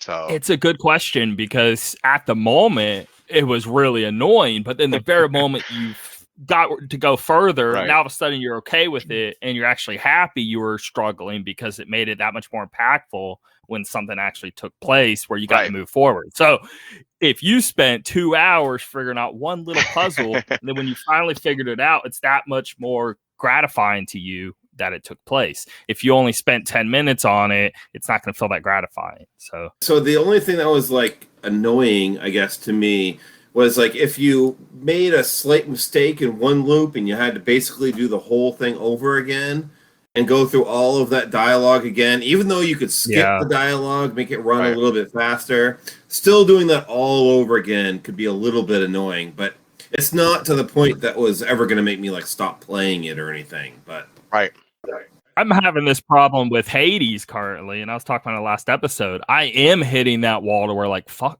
I don't want to do this again. I spent like 2 hours. That's like the fourth area. Now I got to rerun it all over again. And I guess I could just be better, and that wouldn't be a problem. But Well, I mean, I'm genuinely trying. The thing that I like about 12 minutes though, as opposed to Hades, is 12 minutes. Once you learn, let's say, the location of the locket, you don't have to go through all this. You can bypass that. You can jump right through a lot of this stuff, which I thought was awesome. So when I would mess up, after fourth try something, it doesn't work. Now I know. Okay, get in, pull out the present, show it to her. Whatever. You had the steps in your head, and you right at the very end, you could just bring up a single sentence, and you were already where you needed to be. But you know what? I gotta say, I felt so smart when I figured out that I could. Once I figured out the sleeping pills were there and the switch and all that, and I figured out the photo that you gave me. The hints of that photo on the fridge. I felt pretty good about that insane. Yeah. So did you find that naturally? So I did find the photo thing. Well, I'll tell you the photo thing in a sec. But even before that, I felt so smart when I had the sequence of go to the switch, flip it on, flip it off. Get the sleeping pills, put it in the water, hand it to her. Don't just at first I was waiting for her to get it. Hand it to her. She drinks it. She passes out. Go to the closet. Then he comes in. Oh, he falls. I was like, oh my God, I can't believe I was like in my head. I was like, no one figured this out. And sure enough, of course, a bunch of people probably figured it out. What's funny is right whenever it starts, I rush over to the mugs and take them. I feel like you're running. You're constantly moving so fast, trying to do everything in the time limit. Because if you take the mug, she can't go get a drink. Right. And she'll be bitching. I waited. Like, I'm so thirsty. And I'm like, yes. I waited one time, and then she went and got her own water. I'm like, what's wrong with you? Why? Yeah. Why did you wait for me? Or having to hurry up towards the beginning there, like right before it starts to rain. You have to hurry and get to the dialogue of, hey, it's going to rain soon. Or else that doesn't work for you. There's so many things of like a rush to a certain activity just so you can then get it to jump. But the one thing I had that I couldn't figure out independently and actually had to look up a guide for was actually looking at the baby clothes to determine the name and connect the name and all of that. I did not put that piece together. I figured that out. I didn't. For whatever reason, I couldn't get that. I got the Polaroid picture. I got most everything else, but I just, for whatever reason, that. How did you come across that photo? See, that's the thing. That's the thing I like about this game is like Jesse and I found the photo. I really didn't think that was a big deal. Meanwhile, you're over here. You found that thing with the name. I stumbled upon that. I was just like, take something, please. Stop beating us up. Here, take. And then I just tried to hand him the onesie, and then. Oh no. I knew immediately. So, because he was saying, "Oh, it starts with a D." Right. And then I'm like, "Dude, baby outfit." Yeah. I was confused because the conversation you had earlier in the game, where they say that you don't really remember her, right? Your mother. For some reason in my head, that was the mom saying that, so I didn't make that connection. I didn't understand that it was the dad whose mother could have been. Sorry, one more thing too. With the cop, whenever he is saying, "Oh, it starts with a D," and then I realized, "Oh, the baby outfit." It hit right there. That wait. I think we're brother and sister. I had to pause the game. I felt so dumb for a second. I'm like, what's going on? Why is he bending over? Why is he like convulsing? What's going? And then it took me a second, and I got it. But yeah, that was a cool game, man. But yeah, we can talk way more about that, I'm sure, another time. But yeah, I think we all agree it was a cool game. I'm glad I played. It was a cool game. With the cop though, at the very end with the scene, so he had hair the whole time. Yeah. But at the end, his hair went away. So you could tell it was trying to portray to you that you were not living reality. So your dad actually was bald the whole time, but you were portraying him as not because the cop was bald. You see what I mean? I understand. But they were the same person. I get that. Okay, that makes sense now. And you were just imagining your dad being the cop trying to stop it from happening. I see. And you wanted it to happen. So the cop was the symbol of the thing coming against you the entire game. Okay. And it's your dad, but in the game, it's a cop. And how about the girl? How about the daughter? What do you guys think that represents Bumblebee? Is that just like, I don't know. I don't really know what to think. Maybe maybe your child. Okay, maybe. It could because the name is a flower and then the baby's a bee. I mean that. Okay, that connects. That tracks. That makes sense. Yeah, that was a really cool game. I usually don't care if someone doesn't like a game, but I was just like surprised. I'm like, what is wrong with you guys? Like, how do you like if you hated the whole game, that's one thing. If you hate the game because of the twist that happened, that just I don't really get that. But I mean, don't I know. get it's gross and weird, but yeah. I don't think they hate it because it was some twist that changed everything. I think they hate it because of the subject matter. Like if the twist was some other ridiculous twist, but it wasn't to do with, incest, I think they'd be like, "Oh, what a crazy twist." But I think that it's that they're doing the whole like we're very sensitive to that. That could offend some, I think it's that whole thing. I really think that has something to do with it. Offended because they're supposed to be offended kind of thing. Yeah. I think that might be it, but they're latching onto something, so they have a headline and something Of to course. be a shock value. It would right? be- They don't. yeah. I doubt they even actually care. Right. It was one by one. That like I saw one journalist and then like someone who they usually interact with say the same thing, and then someone's like, "I got to try this," and then they say the same thing. That's why I hold that opinion. I think Because like what you were saying with beer, of constantly reading up on the stuff, listening to stuff, and that's what I'm doing all day. Is I'm just like I'm way deep into all this world. So yeah, I saw like 5-6 big journalists complain about this, and I'm rolling my eyes the whole time. I thought Anyway, it was brilliant, man. The only negative I'll say for the game is I think that they got a really awesome cast, but the way that they put the cast's lines, it almost seems like they just like, okay, James McAvoy, record your lines. Daisy Ridley, record your lines, and they tried to like mesh it together, and it works most of the time. But sometimes it felt a little funny, or when you a second ago your wife is like happy with you about this thing you guys discovered, and then a second later she forgets. That happened to me a few times. So I read a theory of somebody saying, and it could be true. I doubt it, but maybe it was on purpose of them delivering it weird. Could be because again, it's all in your head Right. and it's not actually reality. So maybe they're trying to portray, giving you some sort of hint that it's not actually really taking place. So it has to be a little off. Could be. But I don't know. I don't think so, but that was what somebody said. And it's like, it could be. The way I knew the game was fake was every day the wife would come up to you and be like, "Not now, get off me." I love that. Yeah. I like accidentally sometimes would click once. Rude. You're so rude. I'm like, Rude. Oh my God, here we go. Yeah, I do remember that. Anyway. Oh man. All right. Anyway, But what else? overall though, real quick, I mean, it sounds weird. Okay, 1 to 10, but how did you really like it from 1 to 10? Like, where are you sticking it? Not like in some official review, but I'm just saying. I personally, I put it up there, man. I put like an 8, 8.5, maybe something. There was a few things I put it like an 8. Yeah, I put an 8. Overall, Okay. I thought it was a pretty good game, and it seems like it's been developed for. It took the guy years and years to make this game, so it looks like I'm happy this guy finally got to realize what he wanted to make. Like you were telling me in that interview. Oh yeah, so I do want to say this. So I was listening to him discuss how he made it, blah blah. So the guy used to work at Rockstar. He worked at Ubisoft. He actually worked on The Witness with that dude. I forget the main dude who made it. Jonathan Blow. Anyway, I remember him. But he's been in the industry for a long time, and he's been writing notes on this game for the last 10 years, if not 15. That's and crazy. it's something he always wanted to do, and he kept pitching to different people that he worked with, but they always didn't want to do it. So, he went to Sony, they denied him. Then he went to Microsoft, and they took him immediately. I don't know if it's because of pedigree or because recently Microsoft has just been taking tons of indies anyway. They said they gave him plenty of money to work with and he could do whatever he wanted. And they didn't once say, hey, you couldn't do this or that. He was able to have free roam and all the money he wanted to make the game. And that's why he then hired those voice actors because he had the money to do so. That's awesome, man. Pretty cool. That really is a pretty impressive cast. Yeah, for sure. Yeah.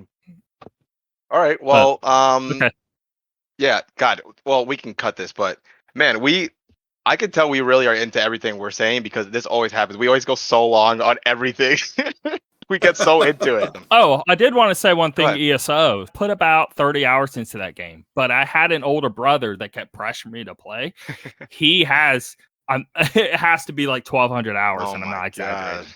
I think he sent me at 1,000 hours. And he still plays it that was 2 or 3 years ago. That's nuts. And I have it because he literally bought it for me whenever the Morrowind expansion came out, and he was trying to get me to play at that moment. And I did really like it. It's just so much. It's hard. It's it's overwhelming.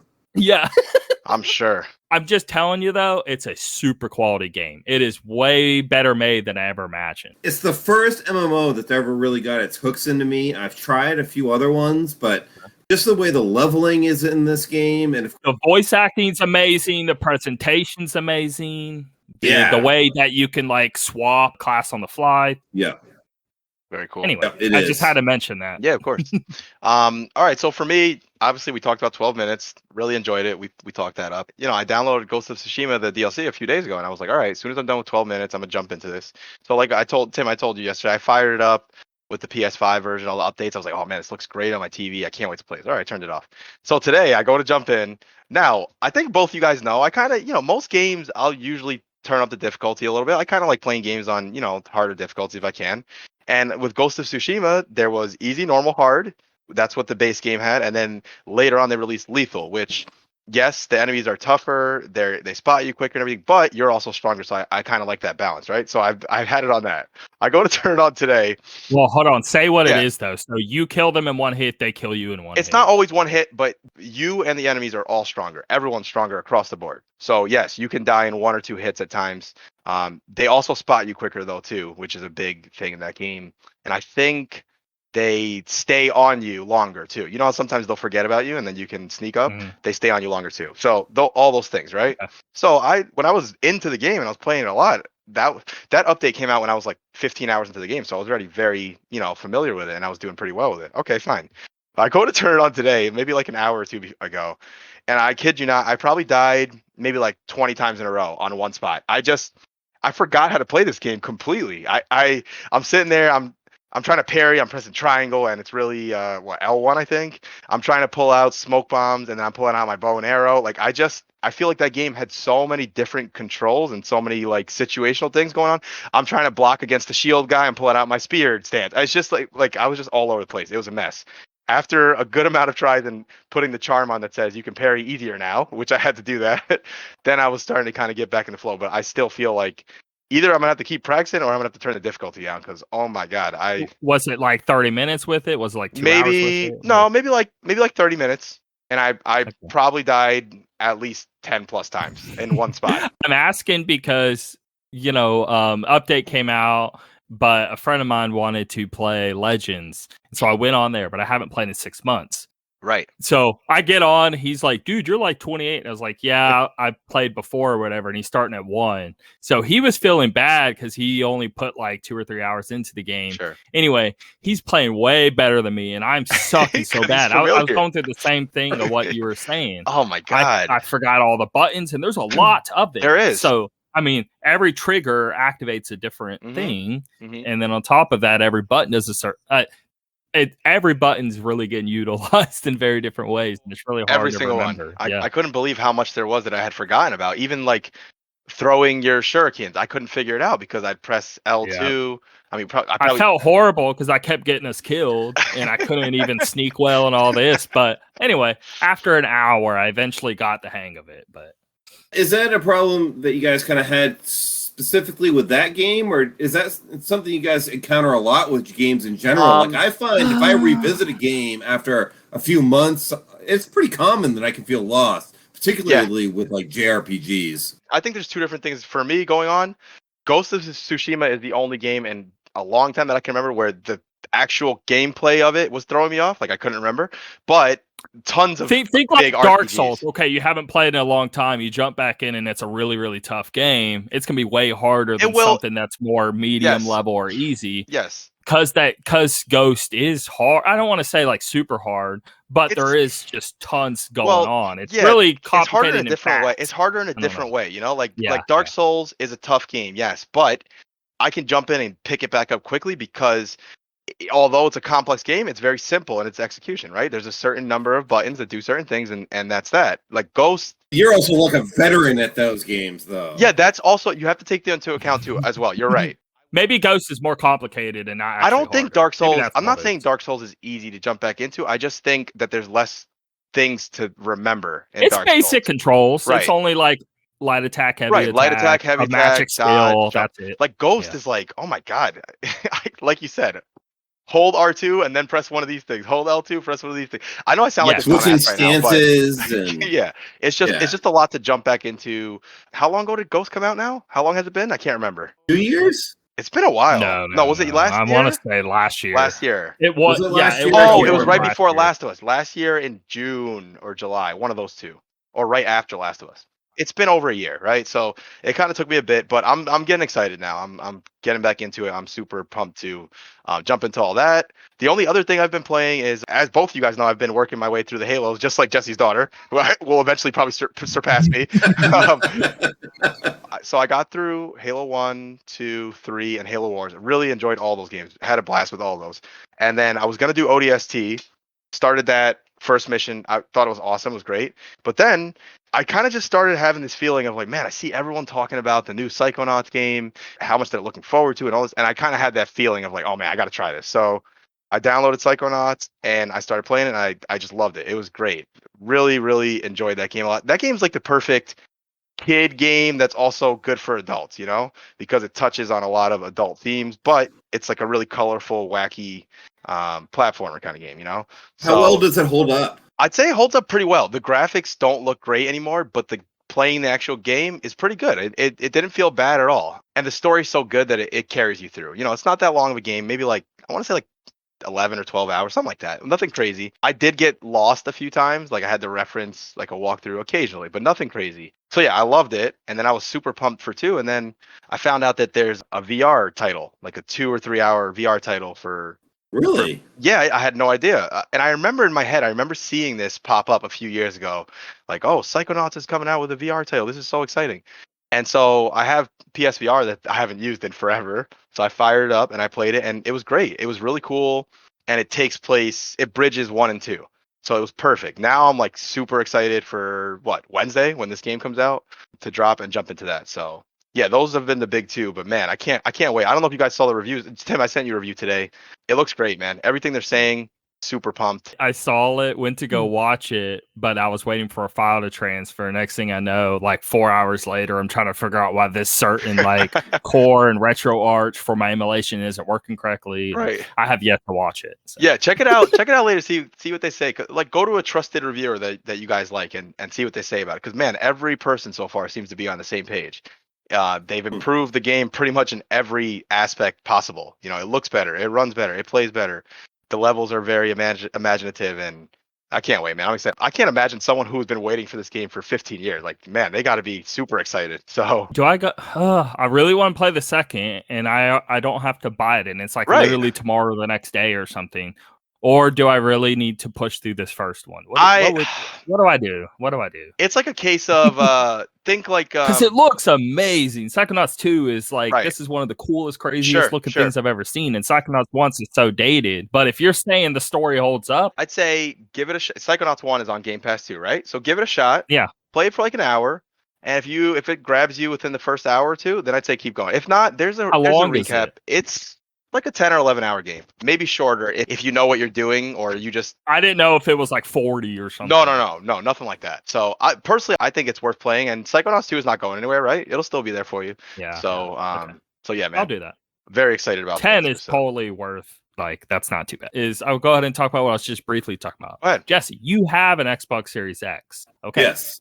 I have the S thing, whatever. They both share the same CPU, but the GPU is different from the X to the S quite substantially. Right. But when it comes to emulation, which I don't know if do you know much on emulation at all? Have you ever tried to run anything like PS2 emulation on your computer or something like that? I have tried those things, but I wouldn't say I'm any kind of like expert on that stuff or anything. Okay. But I have done that stuff. I'm huge into emulation, have been since I was, 10, 11, 12 years old. We have dial-up, and I figure out we can play the original Nintendo on my computer, and I freak out and go for it. Anyway, but you don't have to mod the system. So I'm trying to think how to word it. What it is you pay $20 for an Xbox development kit. Now you have access to dev mode.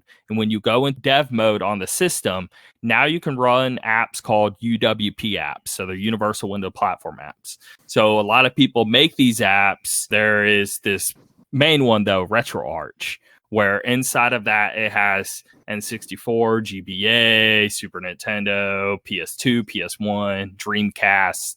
There's a lot, okay? GameCube, Wii, stuff like that. it's all in one place, and in the app itself, you can literally just download the assets you need, and then it's just a matter of adding the ROM files, however you know how to do that. And I actually have it set up to where I can access my Xbox through like a network drive on my computer, so I can just drag a file into a folder and I'm good, and it's on my Xbox. What I'm saying is you activate dev mode, launch this app. Now you have emulation across the board and all these emulators, and it runs even better than my PC because the CPU is so strong in these new systems. And that's really the meat of emulation, because graphics, these are older games. It's not like it's pushing Unreal Engine 5 or anything. It's just CPU heavy, because you're like having to run a game on top of running a thing that isn't meant for it, blah, blah, blah, blah. But it isn't GPU heavy. So anyway, what I'm getting at is me and you would have the same experience, SNX, but it works so good. And this is hands down the best emulation experience I've ever had. And it's so weird that it's on my Xbox of all things. And I didn't know that Xbox could even do that. I didn't know video, there was... It's very easy. Again, just Google Xbox dev mode, and even on their own website, it'll tell you like, hey, click here, register, pay $20. Now all of a sudden you have a dev mode inside of your Xbox as one of the apps. That's you awesome. launch that, you're good to go. And then then you're just loading UWP apps inside of there. And again, RetroArch is one of these apps, but you can run so many other apps. There's this, you can open up, I don't know, a file explorer, so you can see all the files inside your Xbox, or maybe able to add pictures and music, blah, blah, blah. But forget all that. But the emulation is so strong. But so I've been playing Dreamcast. You've been playing games I feel like you've been playing everything for the last 20 years. Like Tim sending me videos of like a 15-year-old game looking better than some game I'm playing today. I'm like, holy crap, this is crazy. I'm blasting it at like 4K 60 of Awesome. some PS1 game, you know what I mean? And it looks incredible, and it runs really, really well. Very cool. I'm just so shocked at how cool and how well it runs. And again, you're not doing anything wrong. They're wanting people to develop apps, test them out. So all it is you testing apps that's available that people create. Right. There's no shadiness to it at all. Pretty cool, man. Just on the topic of emulation, I know Rudy's big into PC gaming. I don't know if you are, Tim, but have either of you guys tried that Nintendo emulation that you can do on PC? Which Nintendo? What do you mean? So, like, there's apparently a way that you can play, like, Switch games on PC. Yeah, I know what you're talking about. Yeah, but it's not good. It's very early developed. Right. Games don't run smooth yet. I am super kept up with the scene. There's literally a video I watched 2 weeks ago on the current status of it. And basically, it's about 70% there. I want to say in maybe a year, we should be good and things will run smooth. But if you were to play like Mario Odyssey right now or Zelda or something, it's still choppy and it's not very smooth, even on the high sense of PC. It doesn't even matter what your PC is. It's just the software isn't quite there yet. Is all. Imagine when they get that to where it needs to be, though. That's going to be nuts, man. Yeah. Crazy and stuff. Steam Deck is where that's going to kick in, because with that system and you being able to run emulation on that, it's be cool. Pretty awesome, man. It just needs more work, that's all. But Wii U emulation's good, and you can technically Breath of the Wild's on Wii U. So if it was Zelda specifically, you can play it through that, and it runs well there. Yeah. Interesting. Pretty cool. Yeah. Let's move into the whole beer talk, and I do want to say, I'm not like I'm a beer dude, okay? I will much rather have a beer than any other type of alcohol. I am in that boat. I live 2 blocks away from a brewery. I got really lucky. They're super, super good, and they have a ton on tap, and they get us stuff from all over the country. And I'm telling you, every time I go in there, try a different flight out of a bunch of different things, and they have really incredible stuff. So I've been really into it the last year or two. I've been purposely trying to go to different breweries in the area, and most of them suck. Honestly, the one where I live by happens to be the best, luckily, and I'm always trying to get my friends to come, and it's a lot of fun. They used to cook really, really good food, but then this whole thing, anyway, so you know how restaurants, we're understaffed and it's hard to keep cooks and waitresses and all that. Yep. And same thing here, and they had amazing food. Now they don't have that anymore, so it's really annoying, because nothing's better than like a really good They had like this Cajun sausage dog. Oh man, that sounds good. Jeez. The fact that it's gone with like now I'm just stuck drinking the beer and I don't have anything amazing to eat with it. It's driving me insane. This might be a good middle ground for the three of us because the more I'm hearing Tim talk now, and I already know what I know about Jesse, I think this is a good balance. Jesse is the avid, beer drinker. Tim seems somewhere in the middle, and I will just go out on a limb and say I'm through with my beer drinking days. Okay, I have nothing against beer. I really think it's. You cool. don't have to get wasted Hold on. or anything. No. All you have to do is drink You a just single haven't found the beer. right beer. Let me clarify. Okay, I One beer of something good. That's all it takes. Okay, listen. I have no problem. I think it's cool when people go into a restaurant and we all sit down with my friends and like, what do you guys want to drink? And they're all like, can I get the Shyamalan 2000 or whatever they say, okay? And I have no clue what they're saying, okay? I think that's cool. And the server will be like, "Oh, we have that on tap. Do you want that tap or draft? And do you want this one?" And I'm like, "Oh my god, I don't know what's going on here." And then they come to me and I'm like, "What tastes like a blue moon? Can you give me that?" Give me that thing. Okay, fine. All right, so I'm pretty much the opposite way. I used to be bigger into beer, but never like Jesse. It was just the crappy stuff. Like when we were in college and you drink Keystone Light or something, or Natural Light, the worst of the worst, okay? And then now if I am somewhere and I'm at a party or a barbecue and people have Coronas or Bud Lights or whatever in the thing, sure, I'll drink one, but really I'd much rather just have a cocktail or something. That's just what I would prefer. Now, one more thing, go ahead. favorite beer, because I'm gonna forget. The popularity has come and gone with it, and it's been a long time. But the Sour Monkey Victories. You see what I'm talking about? You see what I'm talking about, Tim? Really know that Sour beer. Monkey Victories? Really? That's the name of a beer? No, Victory's the brand, and it's Sour the Monkey. brewery. The name of the beer is got Sour it. Monkey. All right, Yeah. tell me, is this a beer that's They worth? have Golden Monkey, Sour Monkey, but do you like sour beers? I don't know. I mean, I do. I actually have a sour beer next to me to crack after the stout I'm drinking. what is it exactly? So this is a Berliner Weiss ale with strawberry, banana, blueberry, coconut, and granola in it. Okay, that sounds pretty good. So how about the only beer I ever drank that I thought was like maybe different than the stuff I just mentioned, that I felt like maybe a little more classy, and I'm sure Jesse will tell me that I'm wrong in a second, but there was this beer called Leinenkugel that I always thought was really cool and it was different, but am I wrong? Is that just another? So yeah, that's definitely not like high-end craft beer. Right. But It's not high end, but it's not popular. Is it a step? Is it okay? So if Bud Light is a niche beer, but it's just not that great of a beer. I thought I would get the summer shandy one in the summer, and I always thought it tasted great, and I felt cool next to my friends drinking Bud Light. So that's that. But all right, Jesse, I would drink a summer shandy over a Bud Light. Okay. We're making progress. We're making progress. Real quick question. All right. You're at a normal place that just happens to serve beer, okay, Jesse? So you got the very Land Shark or a Stella, like a B-dubs or something like that, right? That would have Bud Light. What are you picking when it comes to just maybe they have 6 or 7 beers and it's those usual typical, like maybe a Corona Extra or something? You know what I mean? Like, what is the one you pick when it comes to you at a bowling alley and you get a beer? So if I go to a place like that, usually they'll have at least bottom of the barrel. They'll have something like a Samuel Adams or Sierra Nevada, nice, or something like from those guys. So if I'm gonna get a beer, I'll probably go with one of those. Like I will not turn away a Samuel Adams Boston Lager. Sam Adams is genuinely good. Mm-hmm, yeah. Mm-hmm. Okay. And usually, even those places that are like Bud Light holes, they usually have something from Sam Adams or Sierra Nevada on tap too. Yeah, I'd say almost always. All right, so let me ask you this, Jesse. So, have you always been this way with your beer drinking? No. Was there ever a time? Okay, tell me about that. I want to hear about that. So I remember my freshman year of college. I remember going to the dorms and I brought home Guinness to the dorms. And I felt so fancy drinking a Guinness. Hey, Guinness is good. Well, yeah. So, like, I have nothing against a Guinness. You'll never hear me talk down about Guinness, but Guinness is definitely not fancy. No, it's It's very generic dark beer. Yes. Yeah.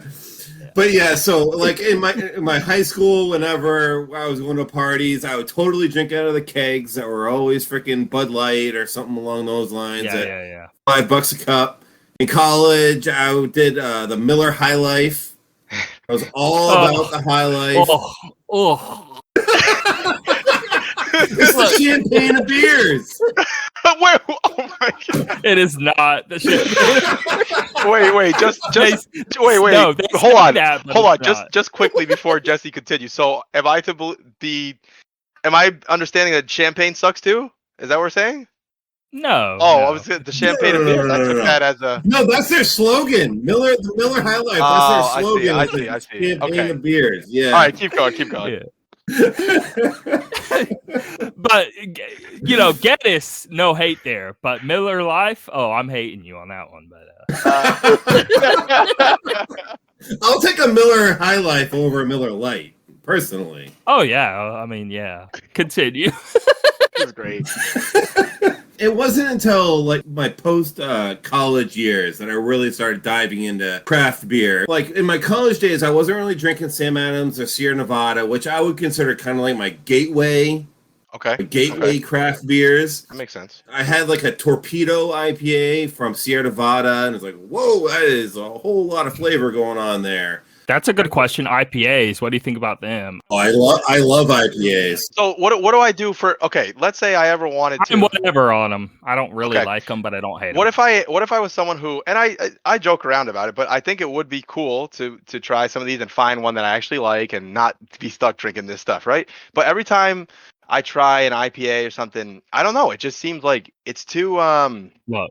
What's the right word? Okay. The taste Bitter? is like too bitter to me. Yeah, and it's supposed to be bitter. The whole point of an that. IPA was they were making it came from India and they were making really cheap beers on purpose because that was their only way that they could get them and distribute them. Right. Okay, there was some regulation there, and that's how it all created. And then it had this like kick to it that people started preferring, right? And then it started getting really popular because of that. But do know it has a bite. It's nothing. You should not be drinking IPA if you're trying to get into it and you don't drink beers usually. Now, if you really like beers and then you want to go and find a channel, IPAs are really good because once you start realizing what kicks and what type of things really work with you, because everyone's different. I'm telling you, I love sour beers, but some people hate them. Just on the topic of IPAs, I just want to clarify that I knew that he was going to say that they're bitter because that's a common complaint about IPAs. Okay. But my favorite style of IPAs is a New England IPA, and they are not bitter. That's the whole draw. I've never had one though. Maybe I need to find. You've never had a New England style IPA? No. I live in Florida, first of all. They have them in Florida. Checkmate, Tim. Checkmate. No. What's a brand? I know they do. I want to try them, though.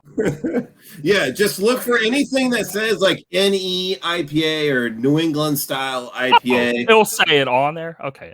Say it on it, yeah. The main difference is that most IPAs, like West Coast style IPAs or the traditional IPA, the way the beer looks is pretty clear. Like you can almost see through it. You can see a reflection. With a New England style IPA, they're completely opaque. It's gonna almost look like orange juice. Okay. What would be a good thing to try for someone like me that maybe that general taste? I know you said the IPA you're referring to is not bitter, but everyone I've tried is like that. Someone like me, would it be smart to try something like what you just mentioned, or would? Yes. So I know that you're not a craft drinker like at all. Right. So I don't want to like push you into like the deep end. Right. I know that generally speaking, so what my general philosophy when I'm trying to like encourage people to drink more craft beer instead of the massive conglomerates that are destroying our country. Sure. Instead of drinking something like Bud Light, drink a Boston Lager. Because it's literally a better beer. And what it will do is it has so much more flavor. Gotcha. Your taste buds will become accustomed to drinking it. And then once you drink that, you'll be ready to drink something else that has a bit more flavor. And it's almost like a stepping stone. That makes sense. You know what I mean? No, that makes If you wanted to try an IPA that wasn't bitter, The IPA I would recommend, it's called Wicked Hazy from Samuel Adams. Okay. It's their New England style IPA. It is not bitter at all. There's no bitterness. It is a commercial version of what a New England style IPA is, and it's very drinkable. Okay. Maybe I'll give something like that a shot then, because I'm curious. Like I said, I joke around about it, but I'm always down to try something new like that. Yeah, especially if I see how into it you and some other of my friends are. If I'm ever out and about and I, again, like the typical bowling alley, right, and you're stuck like picking, what I was gonna say is my favorite is Stella. They seem to have it everywhere. And it's a lighter beer. It's not super heavy. Yes, it is. But it's really good. I don't know. And just out of curiosity, what's the name of that brewery that's right by your house? Brew Angels. So the Blue Angels are really big in Pensacola, Florida. And then they have a brewery basically like tied with that called the Brew Angels. I have a fancy little app that Jesse knows 3 people who work there. Yeah, this girl got fired a week ago. They have New England style IPA. Just Awesome. To give you a heads up. Okay, thank you. It's called Brew Angels IPA V2. Apparently. Oh, okay. So it's one they make themselves. Cool. Okay. Yeah, it is. They have their own beer that is a New England style IPA. Cool. Thank you. I really do love the darker German ones. Anytime I can ever like get my hands on that, if double bot? Yeah. So I like those. I do like those styles too. Those styles are a little less common here in the States. They haven't necessarily caught on here. Those and Hefeweizens, and what is it that draws you to those? Just out of curiosity. Well, one, it's just a matter of like, okay, if I'm gonna drink a beer or two, I'm not down to just drink a whole bunch and make it a whole night because it's so high in percentage. That's really all it is. It's like 10 to 15%, those types of beers, and they're very weedy. I like the wheatness of it. I like that. Yeah, they're very malty. They're full of malt. It's very flavor. strong and very full of flavor. You guys are throwing a lot of terms at me. Okay, I want to break these terms down. So when I'm looking at a beer, right, what are the things that when people are describing beers, they're using adjectives to describe beer? What are the things that people look for? I heard weedy, malty. I hear people say hoppy. What else do we got? And what are they all? What are we talking about with these things? If somebody says hoppy, they're definitely talking about an IPA. Okay. That's exclusively. Okay. So none of the other styles are associated with hops like an IPA is. Most other styles are a lot more malty. And so when someone says something a beer is hoppy, what does that even mean though? What are they saying? Because I really don't get. In the brewing process, there are hops that you use to produce a whole slew of different things in a beer. If you add them early, it's going to cause bitterness. So when you taste a bitter beer, it means they used a lot of hops early in the brewing that makes process. sense. Okay. When they use hops at the end, what's called the dry hopping, when they use it then, that means the beer's going to taste a lot like what those hop herbs taste like. So it's going to impart a lot of those flavors. I didn't know that. That's a good explanation, yeah. Yeah, so when somebody says, whoa, that's really hoppy, usually talking about that dry hop process, because that process pulls out so much of those flavors. One thing I will say, though, just as an additional comment, a lot of people say a beer is too hoppy, but what they actually are saying is that a beer is too bitter, which aren't necessarily the same thing. Now that you explain it that way, that makes sense. Yeah, people just kind of took that term from the process of making the beer and they kind of just attributed it to and that's what I was thinking, right? I was thinking it was just some like bitter IPA thing. But you're saying you could technically say hoppy even to a New England beer that isn't bitter at all.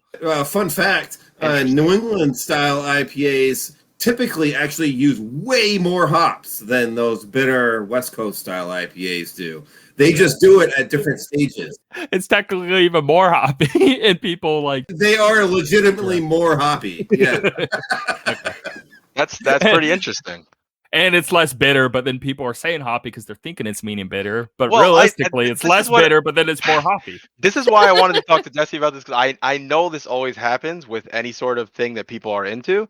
You have people who kind of like people like me who don't know much about it but are interested in knowing more, and then you have people who really know their stuff, and then you have the people in the middle who want everyone to think they know everything about it, and they really don't. Which is all like I've met so many of these people, and now that I know a little more, I'm gonna go back and make fun of them because I know people who act like they're Jesse, but they drink, Sam Adams. And, oh, I'm so sophisticated. I'm like, nope, no, you're not. Not according to what I just learned. So you should drink Sam Adams, though. They are good. Like, don't do that. You'll never catch me knocking Sam Adams. I'm not. I'm not a Sam Adams hater. There are snobby craft beer people out there that will talk down. It is a more generic beer. It's nothing super niche or anything. That's all I'm trying to get across is that they have a really certain kind of attitude, and then it's not really what they think. No, that's interesting. But after college is when you kind of started falling down that rabbit hole, and now here we are. And now we're at a point where so now we're at a point where I'm drinking a sour beer that literally tastes like a fruit puree. Like quite literally tastes like a smoothie. No, I had one last week. It was a sour blueberry thing, and it was so good though. I'm starting to Wait, really Jesse, can you hold that sour rabbit? Can you hold that up for a sec? I want to see that. That looks like something I would want to try. That looks like really interesting. Yeah, that's cool. That's what I'm saying. It literally tastes like that's what I was saying earlier. This has strawberry, banana, blueberry, coconut, and granola in it. Interesting. I mean, I assume after a while you have people who like to drink because they'll drink whatever because they just want to get drunk, and then there's people like you who you really are enjoying the taste of it and everything. But your tolerance is building. I'm assuming over the years at the same time, right? Oh yeah. Well, like that first beer I had was a 10% beer. Wow. Normally that'd be like. For me, I drink one or two of those. I'm like, oh. Interesting. Yeah, my tolerance is definitely built. Sure. I drink pretty regularly stouts that are clocking in at 13, 14, 15%. Wow. So it's basically like drinking wine. That's what I was going to say. The way people are about wine and they have it with their dinner and stuff, I picture that, you doing that with these things. And I imagine now, just like we're all involved in an expensive hobby, which is video games, would you consider beer to be in that same category? Oh, it's a ridiculously expensive hobby. So like, you'll go somewhere and get some beers, right? Then you get your tap, and what is it, $150? Yeah, that's literally happened more than once. So yeah, and I'll go to the beer store. I'll go and buy 20 beers. My tab will be like $80 at the beer store. Okay. When you could actually just go get a 30 rack of Bud Light for like $15. Yeah, but you get to pick and choose what you want, right? You want to buy. I go and buy a bunch of singles. You get exactly what I want. Yeah. That's cool. That you get out of work on a Friday night, you go pick up all these ones, you want to try them out over the weekend. That's pretty cool. I mean, I could see that being enjoyable, especially if you're really into it. So that's awesome. I love how massive it keeps going, and it keeps going uphill. It's not even slightly slowing down. I mean, the last 5 years, I've never seen so many breweries opening up. It's insane. Yeah. I've never noticed this. It's like one around every corner now. The industry is expanding in ways that we couldn't even imagine. Not only is the number of breweries expanding, but what they'll even put in beer is expanding. People have put pickles in beers. They put cereal. What you were just drinking, you would not be able to find a few years ago.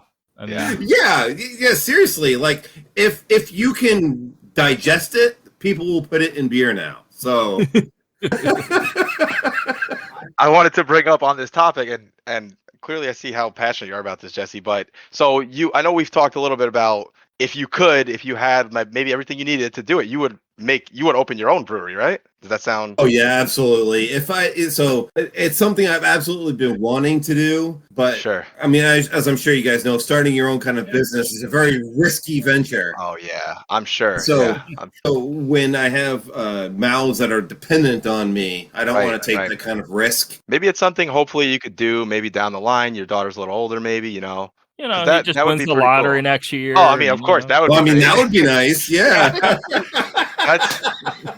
that's cool. I feel like everyone. I know a person who owns the brewery right here by my house, and I go there and eat sometimes, and it's a really nice place. But sometimes we did a tour one time, and it was really interesting. He showed me behind the scenes how they're making all this stuff, and I asked him about when he started it and everything, and he told me I think it was like his great grandfather or someone earlier, he had just like dropped everything, and I need to do this. The way he felt about it kind of reminds me of the way you talk about this, and here they are, 50 years later, and all their family members are continuing to do this. So it's a cool thing. I imagine if you could pull that off, that would be pretty awesome. I mean, you probably love everything about your job every single day. I would, yeah. Yeah, even just owning like a nice little bottle shop where I could choose what I want to sell and stuff like that would be cool too. Yeah. Yeah. My big worry would be what you spend months working on this certain beer and then just everyone hates it, but for some reason you loved it and nobody buys it, it doesn't sell, and then you have to like rethink the whole thing, and you spent the last 4 months trying to work on it. That's certainly the risks. Yeah. I mean, if you go to a bottle shop, you can totally see the beers that just sit on shelves. Yeah. Do you have like a circle of friends that are like this too with you, or are you kind of the main person who is all about beer and you get into it, or you have other friends who are similar to you? No, I've got a Facebook chat with a bunch of other cool beer nerds that we all talk about this stuff. For a while, I was actually a part of a beer podcast. Oh, cool. Yeah. Now, what about like beer cheese? I mean, I love it. Do you beer cheese is amazing. Yeah. Beer cheese. I've never tried this before. Wait. Oh, You've never tried beer cheese like dip? I mean, it's everywhere. Like I don't. Maybe I have. I just am unaware of it. I don't remember ever trying something. Look, and take your wife. It's fancy and all. Go to the melting pot. Get you a beer. Get you a beer cheese, and you can dip your little desserts and meat and whatever into it. I'll try it out. Yeah. I never have heard. God, I sound like such a. I've made beer cheese. It's great. It's amazing.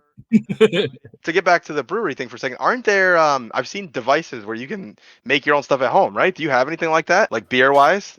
So I don't personally, just because I don't have the space for it. Gotcha. At my dad's house, we have a thing where we pretty regularly brew beer together. So it's like cool. kind of like a father-son thing, because he has a basement and has the space to be able to accommodate that kind of stuff. So, but yeah, really brew regularly. That is awesome. That's really cool, especially if you're both into it. It's probably an awesome thing to do together. So it really is. It's so much fun because, I mean, of course, while you're brewing beer, you're going to drink beer. So of course, yeah. Well, look, if you're good, let's say you're a cook, right? You have to be eating everything so you know how it is. You change one small thing, you have to try it because you need to know if it's like a good idea or bad idea. Like, so when you go to do it again, try new things and never try it. I mean, that's stupid. Of course you're going to try it. Yeah, that makes of course a lot of sense. That's interesting, man. Anything else you can think of? I feel like we're going to finish this and then I'm going to think of 10 more things I could have asked. What do you think about like pickle stuff? Are you big into that pickle flavor with any alcohol? Oh, no, I will admit I'm not big into the pickle beer. I tend to go towards, I'm going to say more traditional beers while I drink a beer that has 7 different things in it. But I do tend to go towards the more like traditional flavors. Okay. I got a friend that anything pickle, beer, picklebacks, whatever you could possibly think of. All about it. The pickle Doritos came out recently, and he's got maximum in his house. Dude, you know what's so funny? Because she's like, I'm gonna listen to the next one you guys do, so she's gonna hear this, but it's okay. Anyway, I want to say that my wife has ruined pickles for me forever. She is so gross with pickles; it's disgusting. We'll be like watching a show. What do you mean? No, let me explain. We'll be like watching a show at night or something, right? I'll be like, hey, you want some chips? She's like, yeah, I'll go get some. Like, all right. I'm sitting in the living room. She goes to the kitchen. She comes back with 2 bowls, right? She hands me a bowl of like Doritos. I'm like, all right, thanks. Then she has a bowl that has Doritos, a huge pickle, hot sauce. It's just, and then she's like, it's just gross, man. It just makes me just slurp it all. Oh my god! She has to have a pickle with everything. It's like, it's just at a certain point I can't do it anymore. So. I actually can't stand them. I'm not a pickle person. I'm not a pickle person either, man. So I don't mind pickles, but I don't like those bread and butter pickles. I like the good old Bill pickles. Yep.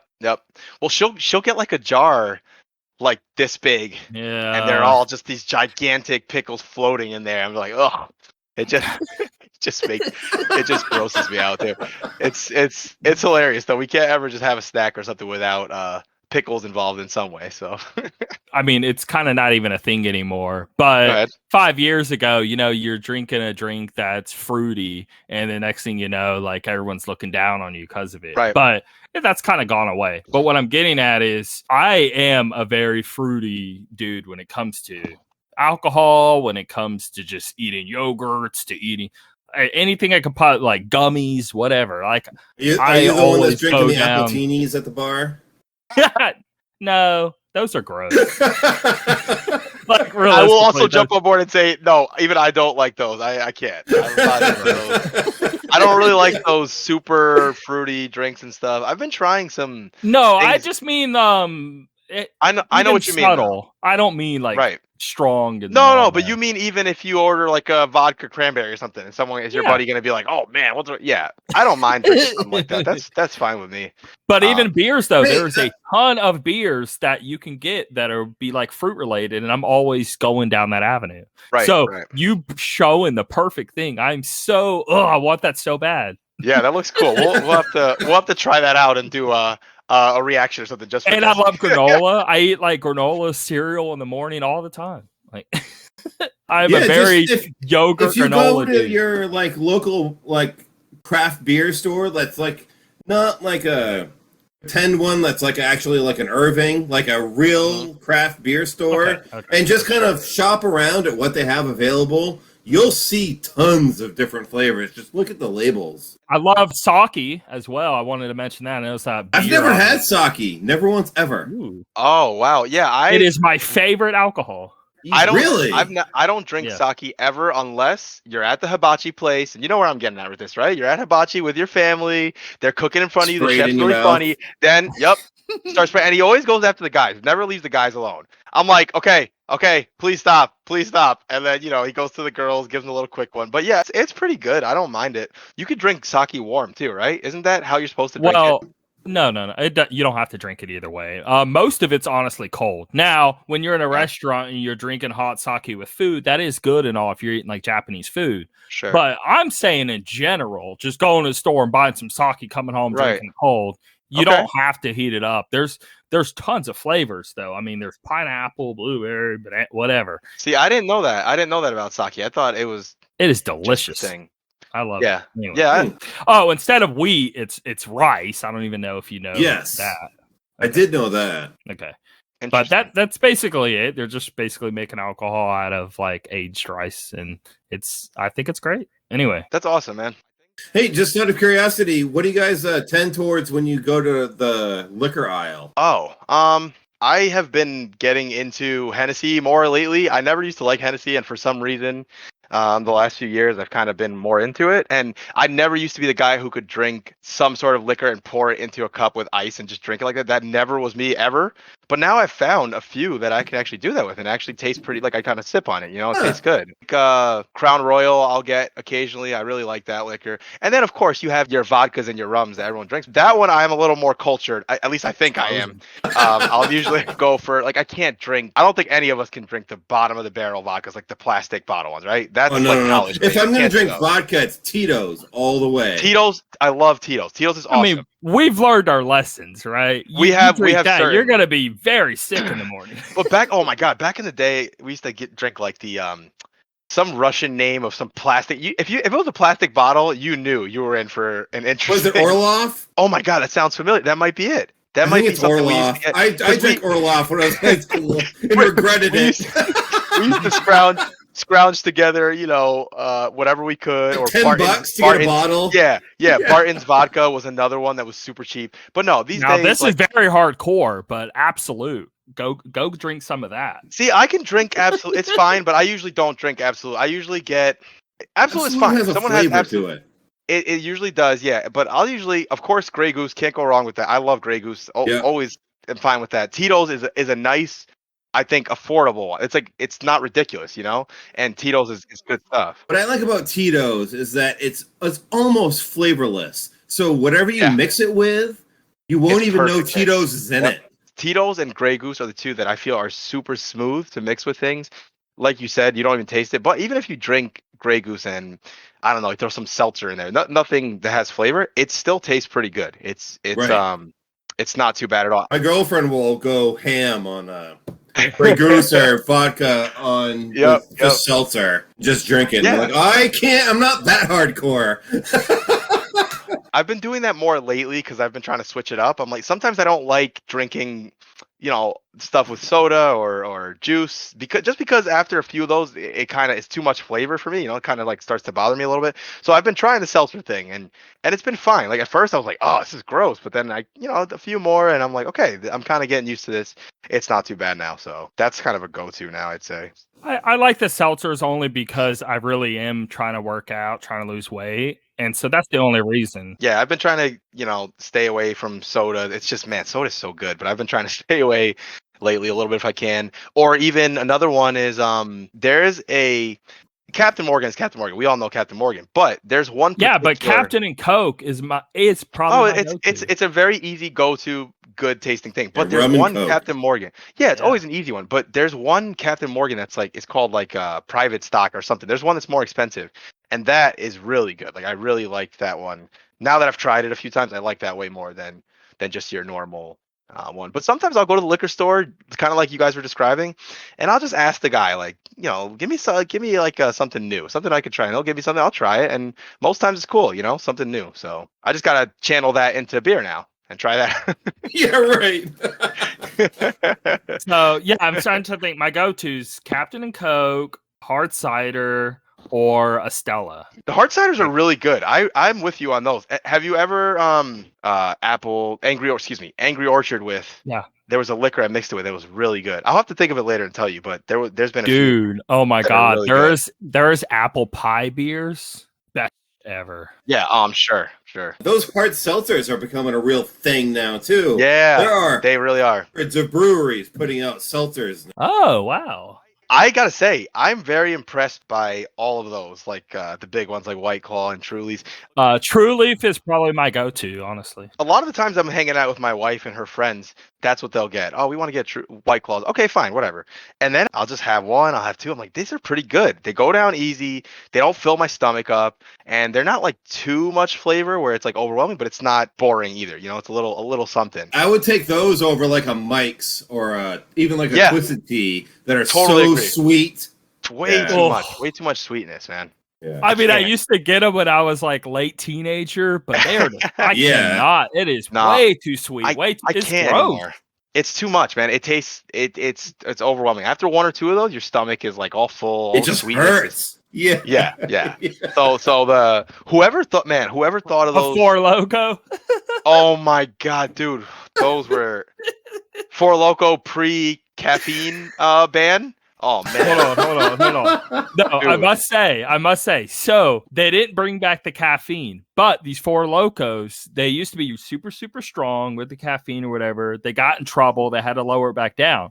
But go and look at Four Locos now. I'm telling you, they shot way back up. Oh yeah, I didn't even know that was still a thing. They started back up about a year, maybe 2 years ago, and I'm telling you, they're like close to 10%. Now. Dude, they're still kicking. But I remember the Four Locos, the previous ones were nuts. They would give you the feeling of it was like a Red Bull and right. Yeah, at the same time. I drank those too. They were wild. Oh my god, they were crazy, dude. I think I've drank. I want to say maybe a few years ago, I drank one. It was just a random night. I had one with some friends, and I was like, "Yeah, I'm good with this. I don't need to drink these anymore." You might as well do a line of Coke at that point. Oh my god, ridiculous! I gotta say, the person who came up with the White Claws and stuff like that, man, what a smart person. Because people really love those. Like it's almost like universal. People really enjoy those. Especially at parties and barbecues and things like that. I mean, bigger, older dudes will joke at you about it, but I do like them. I don't care. I like those, man. They're good, easy. Yeah, those are the drinks that like probably 10, 15 years ago would have been like the chick drinks. Right. Yeah. Yeah, but that's not the case today. there's just way too much variety today where no one can even pick at it anymore. I am no. I know. Right, exactly. Yeah. It's so hard to keep up. I mean, just like with any hobby, you know, it's like you get involved too. It's probably fun to keep up with what you can, and I feel like that about games these days. You know, when I was a kid, I used to just play like a certain few games, stick to my thing. But nowadays, man, I'll play any kind of game. Really, the only kind of games I don't play, and even I do still play sometimes if I have a friend who's into them, is sports games. I don't go out and buy sports games myself, but if I have a buddy who plays the new NBA 2K, I'll play it with you, whatever. But man, these days I play like everything. I think you guys are similar to me in that aspect anyway, too. So I want to say it's probably been a good solid 5 years now, but these last 5 years, I've never been bigger into gaming in my life. I don't, as time has been on in recent years, it's only gotten bigger and bigger, and it's getting really weird. I've never been this obsessed. I'm listening to a show every day. I'm reading crap every day on it. I'm consuming it way too much, and I'm always feeling a little bad because I'm like, man, okay, I need to really be doing other things. But I don't know. You know what? I'm enjoying it so much, and I've never enjoyed it this much. The way I feel about what you're describing is I don't really see as much a problem with it as I do with, say, like I posted the other day about these people who from morning to night is just like political things that are very much like when you're listening, it's so I'm about silly. To throw up. No, but seriously, think about the difference between listening to your favorite podcast where maybe they're PlayStation focused, but they talk about everything, and it's usually like a lot of it like makes you feel good, you know, as opposed to the other, which is really weighs on you and affects your opinions. I mean, it sounds really corny, but I want things to be very positive around me. Yeah, I agree. I don't want to listen to something just bringing me down and all these bad things going on in the world. I'm not saying I'm trying to ignore them or anything. Sure, let's talk about it. But okay, I mean, all I need to know is the info in a word in a sentence or two. I don't want an hour rabbit hole of how horrible the world is. You can get the info and be informed. I feel pretty informed, but I'm not listening to, podcasts every day on politics and the people who are posting on Facebook every day about, the people I'm talking about, the share right away and that's the end. Yeah, dunked on. It's usually misinformation. Yeah. All the time. So so what I'm trying to get at is just like you said, I feel the same. I don't think I've ever been this much into this hobby as the last, maybe since I started. I told you our age because we're the same age, right? How old are you? Think Jesse's a little older than us, I'd say. Jesse, how I'm old are you 33. Right now? I'm 37. I'm 32. So we're all about in the same 5-year range. So I've always liked video games, but I'd say from maybe like 2014 or so, I've like gotten like, I'm playing all these different games. I can easily talk about games at the end of the year. Oh, speaking of which, before I forget, Jesse, I was going to ask you anyway. I might as well just ask you anyway now. We were talking about possibly at the end of the year doing like a game of the year thing. We deliberate, we go back and forth. And the only person I could think of so far that actually plays a lot of games today is you. So if you wanted to jump on with us I want on to set up a big board, like a chalkboard or a whiteboard, awesome, whatever. That would be and we so all much write fun. down. Yeah. And we debate which one should win. And vote towards them and all that. I was thinking Jesse, so that's a third person easily. If we can get maybe one, maybe I one more. I want like 5. I want like 5. I thought 5 would be cool because think about it, right? I know that I want a round table debate. Yeah. Like, no, you dude, this thing is way better than that shit.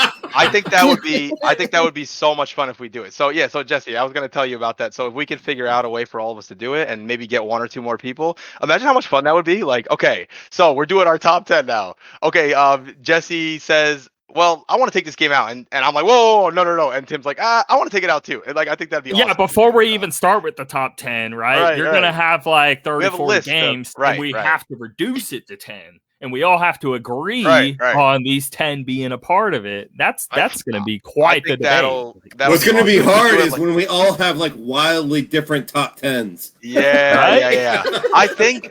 I'd say if I had to guess, just based on what I know about you guys, I think we'll probably share out of 10. A good 4 or 5, I think we'll probably share at least. I don't know if you guys have heard the way like Giant Bomb used to do it and stuff. That's kind of what I was thinking. It doesn't have to be as long as that, but we could break it up into parts, different categories. I think that's a bit too long. They'll literally spend a whole day, 4 hours long on one like section of like 10 sections. But we don't have to go that hard, and their categories sometimes are kind of unnecessary, like best dad in a game. Like, come on, we don't need to do all that.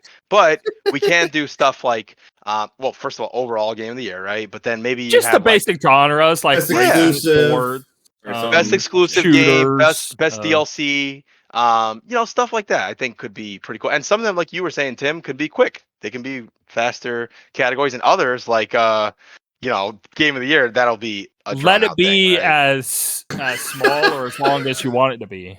I've Don't done it. I did purposely it. drag it out, but I did it once before a few years ago with Jesse. The other Tim that I was referring to. I did it with them, and it was Yeah, awesome. I've been on that one too. Yeah. Yeah, I had such a fun time doing that. So yeah, definitely something to look forward to. But yeah, just to wrap up what I was saying, I've never been more into this as I am now. Even being an adult and you have all these responsibilities, you find a way to still, juggle it and play. And Tim, just like if you or Jesse say, "Oh, you got to try this game," just like you did when I told you about 12 minutes, and you did. Same with me, because I almost feel like I'm missing out. I'm like, oh my god, the way he talks about that game. So I'm going to give a hard plug right now to Hellblade. Go for it. Yes, they just have a new release, a new update to it with 4K, 60 frames per second. If either you guys haven't played it, so let me give a little. Let me give a little background to this. Hold on, what game? I didn't hear the game. Oh, he said Hellblade. Hellblade. Have you played it? Oh, Sacrifice. Okay, wait. All right, so I just saw a post earlier today, and I commented on it because I was like, man, this looks really pretty. I have these now, right? These are the 3D sound with Xbox, whatever. It just got the new patch upgrade, like you're just talking. The thing is, I played it when it originally came out, and my issue was I kept getting stuck with the stupid environmental lining up the trees with the things to get the puzzle to match so I can move forward. I got to like the third one, and I'm just like, the battles are really cool. I love I love everything about it, but the stupid matching of the environment. This sounds like the same complaint I had. But I will say, it's driving me insane. But I want to try it again. I'm not too stubborn enough to admit that. And Tim, I think you're similar to me. I messaged Jesse the other day, and I was like, listen. The way that you've talked about this game, my own experience with it, I see how much love it gets. I was like, I got to try this game again. It's only fair. If I try it again and I still don't love it, well, then at least I gave it 2 tries, right? But I have a feeling, this has happened before. I have a feeling I'll revisit it and maybe I'll like it more. So I think, maybe I'm smarter now. Yeah, who knows, man? It could be a number of things, but I think don't be above like using a guide. Like if you get stuck in one of those puzzles, just look it up and progressive story, because really that game is all about the story. It's not about the gameplay. I mean, the gameplay is just the vehicle to move the story. Well, see, that's the thing. Like, okay, you ever played The Witness? Because he was bringing that up earlier. Yeah. In no way would I go and look up how to solve something on The Witness. I feel that'd be taken away from the game. Right, because that's the central mechanic. Right. I don't know Hellblade's future. I only know what I played, and it seemed to hit it a lot with those puzzles. I'm like, wait, this is like the third one in like 2 hours. Maybe this is a big part of it, and maybe I don't want to look it up, but. Just a little bit of background on the game. So each section has like its own kind of puzzle. I get the feeling you're talking about the ones where you kind of have to look at something at a certain angle and things line up. You have to get the trees to line up with the symbols. Yes. Right. Yeah. So that's mostly only in one section of the game. Cool. Okay. Mostly. Okay. Yeah, and then the next section has a different kind of set of puzzles. Yep. I remember. Okay. And maybe I'm better with those than that and all Maybe what we need to do, in all fairness, because I think we're both reasonable people, we need to just do like a video game club thing. Kind of how we did with 12 minutes, right? We both played it. We gave our thoughts. We need to do a Hellblade one, and we need to make sure Jesse listens to our thoughts on that the second time around. Let's see what we both... Especially because of this upgrade hitting, and I got these headphones. I want to do it. I was going to say, when I played this game, I didn't have these headphones, which I think are really good. I didn't have my computer. I didn't have everything I have now. Or, excuse me, I had my computer, but I didn't have the parts that I have now, is what I was trying to say. So, yeah, who knows, man? I have this, like, feeling of I missed out with the story. Sometimes I'll finish a game, and I'll be like, man, everyone loved the story in this, and did I miss? Yeah, I really hate seeing 9s and 10s, and then me being like, man, it didn't hit for me. Yeah, but I think I've gotten pretty good over the years of looking at a review and yes, I read what they have to say, of course, but it doesn't really affect me in that way. Only time I'll read a review and it'll make me change my mind on a game is if something they say is something I really am not looking forward to. But it's never the score or the reception. No, I mean the reception from a lot of people at once. I don't even mean that one. The last time I had a game hyped up for me this much, thankfully, was a game that ended up being really great for me, which was The Witcher 3. I was like going into it and I was like, man, I'm going to be let down. I already know it. But man, I couldn't believe. Anyway, that's a topic for another day. But my God, that game is something else. It's amazing. When people talk down about that game, I get physically offended. I'm really bothered that you're that upset about that game. And Jesse, on the other hand, to flip it, I know right now we're talking about maybe we need to give Hellblade another try, and maybe we'll feel closer to what you felt. When you finish listening to that episode, just listen to the way that all three of us, without having talked beforehand, gush about Breath of the Wild and how much we really. Well, I did hear you guys gush about Breath of the Wild. I've heard it. That game is another one that I feel is like, man, this game is something else. I obviously do not feel the same way you guys do about that game. I know. I do appreciate that you guys love it as much as you do. That's awesome. It really is. Yeah, I think if people listen to that, they can see that it's not a case of like, oh, this isn't a Nintendo game. We really did love that game. We're not trying to be on a pedestal or think lowly of other things. We genuinely love the game. I don't know. Yeah, it's something else. I got about 5 hours into it, and I was like, I don't know why I'm still playing this game. Basically, it was my experience with it.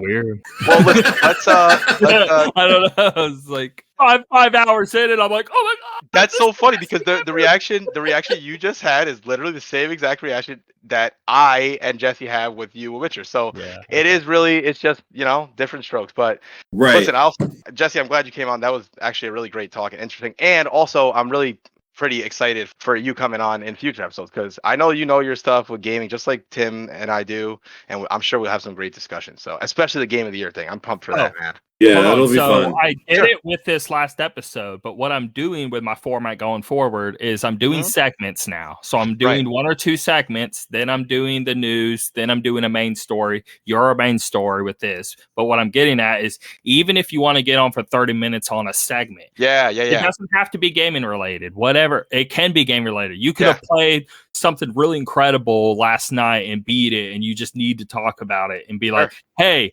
can I get on for 20 minutes during this segment and gush about this? Or get on for 30 minutes and we can talk about taxes. I mean, I don't want to do that.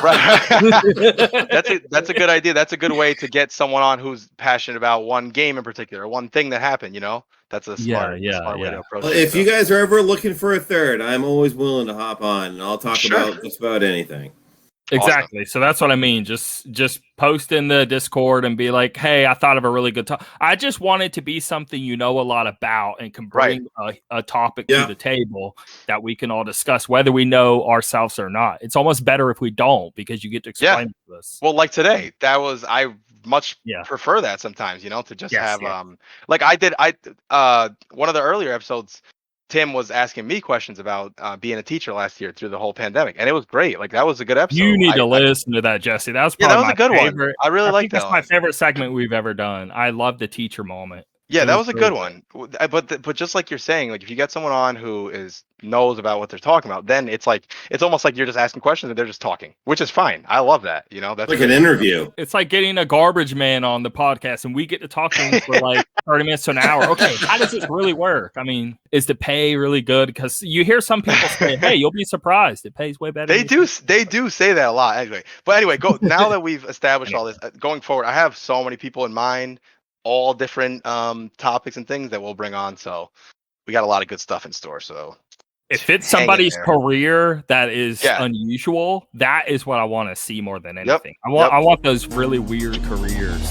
Somebody breaking it down. That'd be cool. Anyway, all right. Well, guys. We'll see you guys.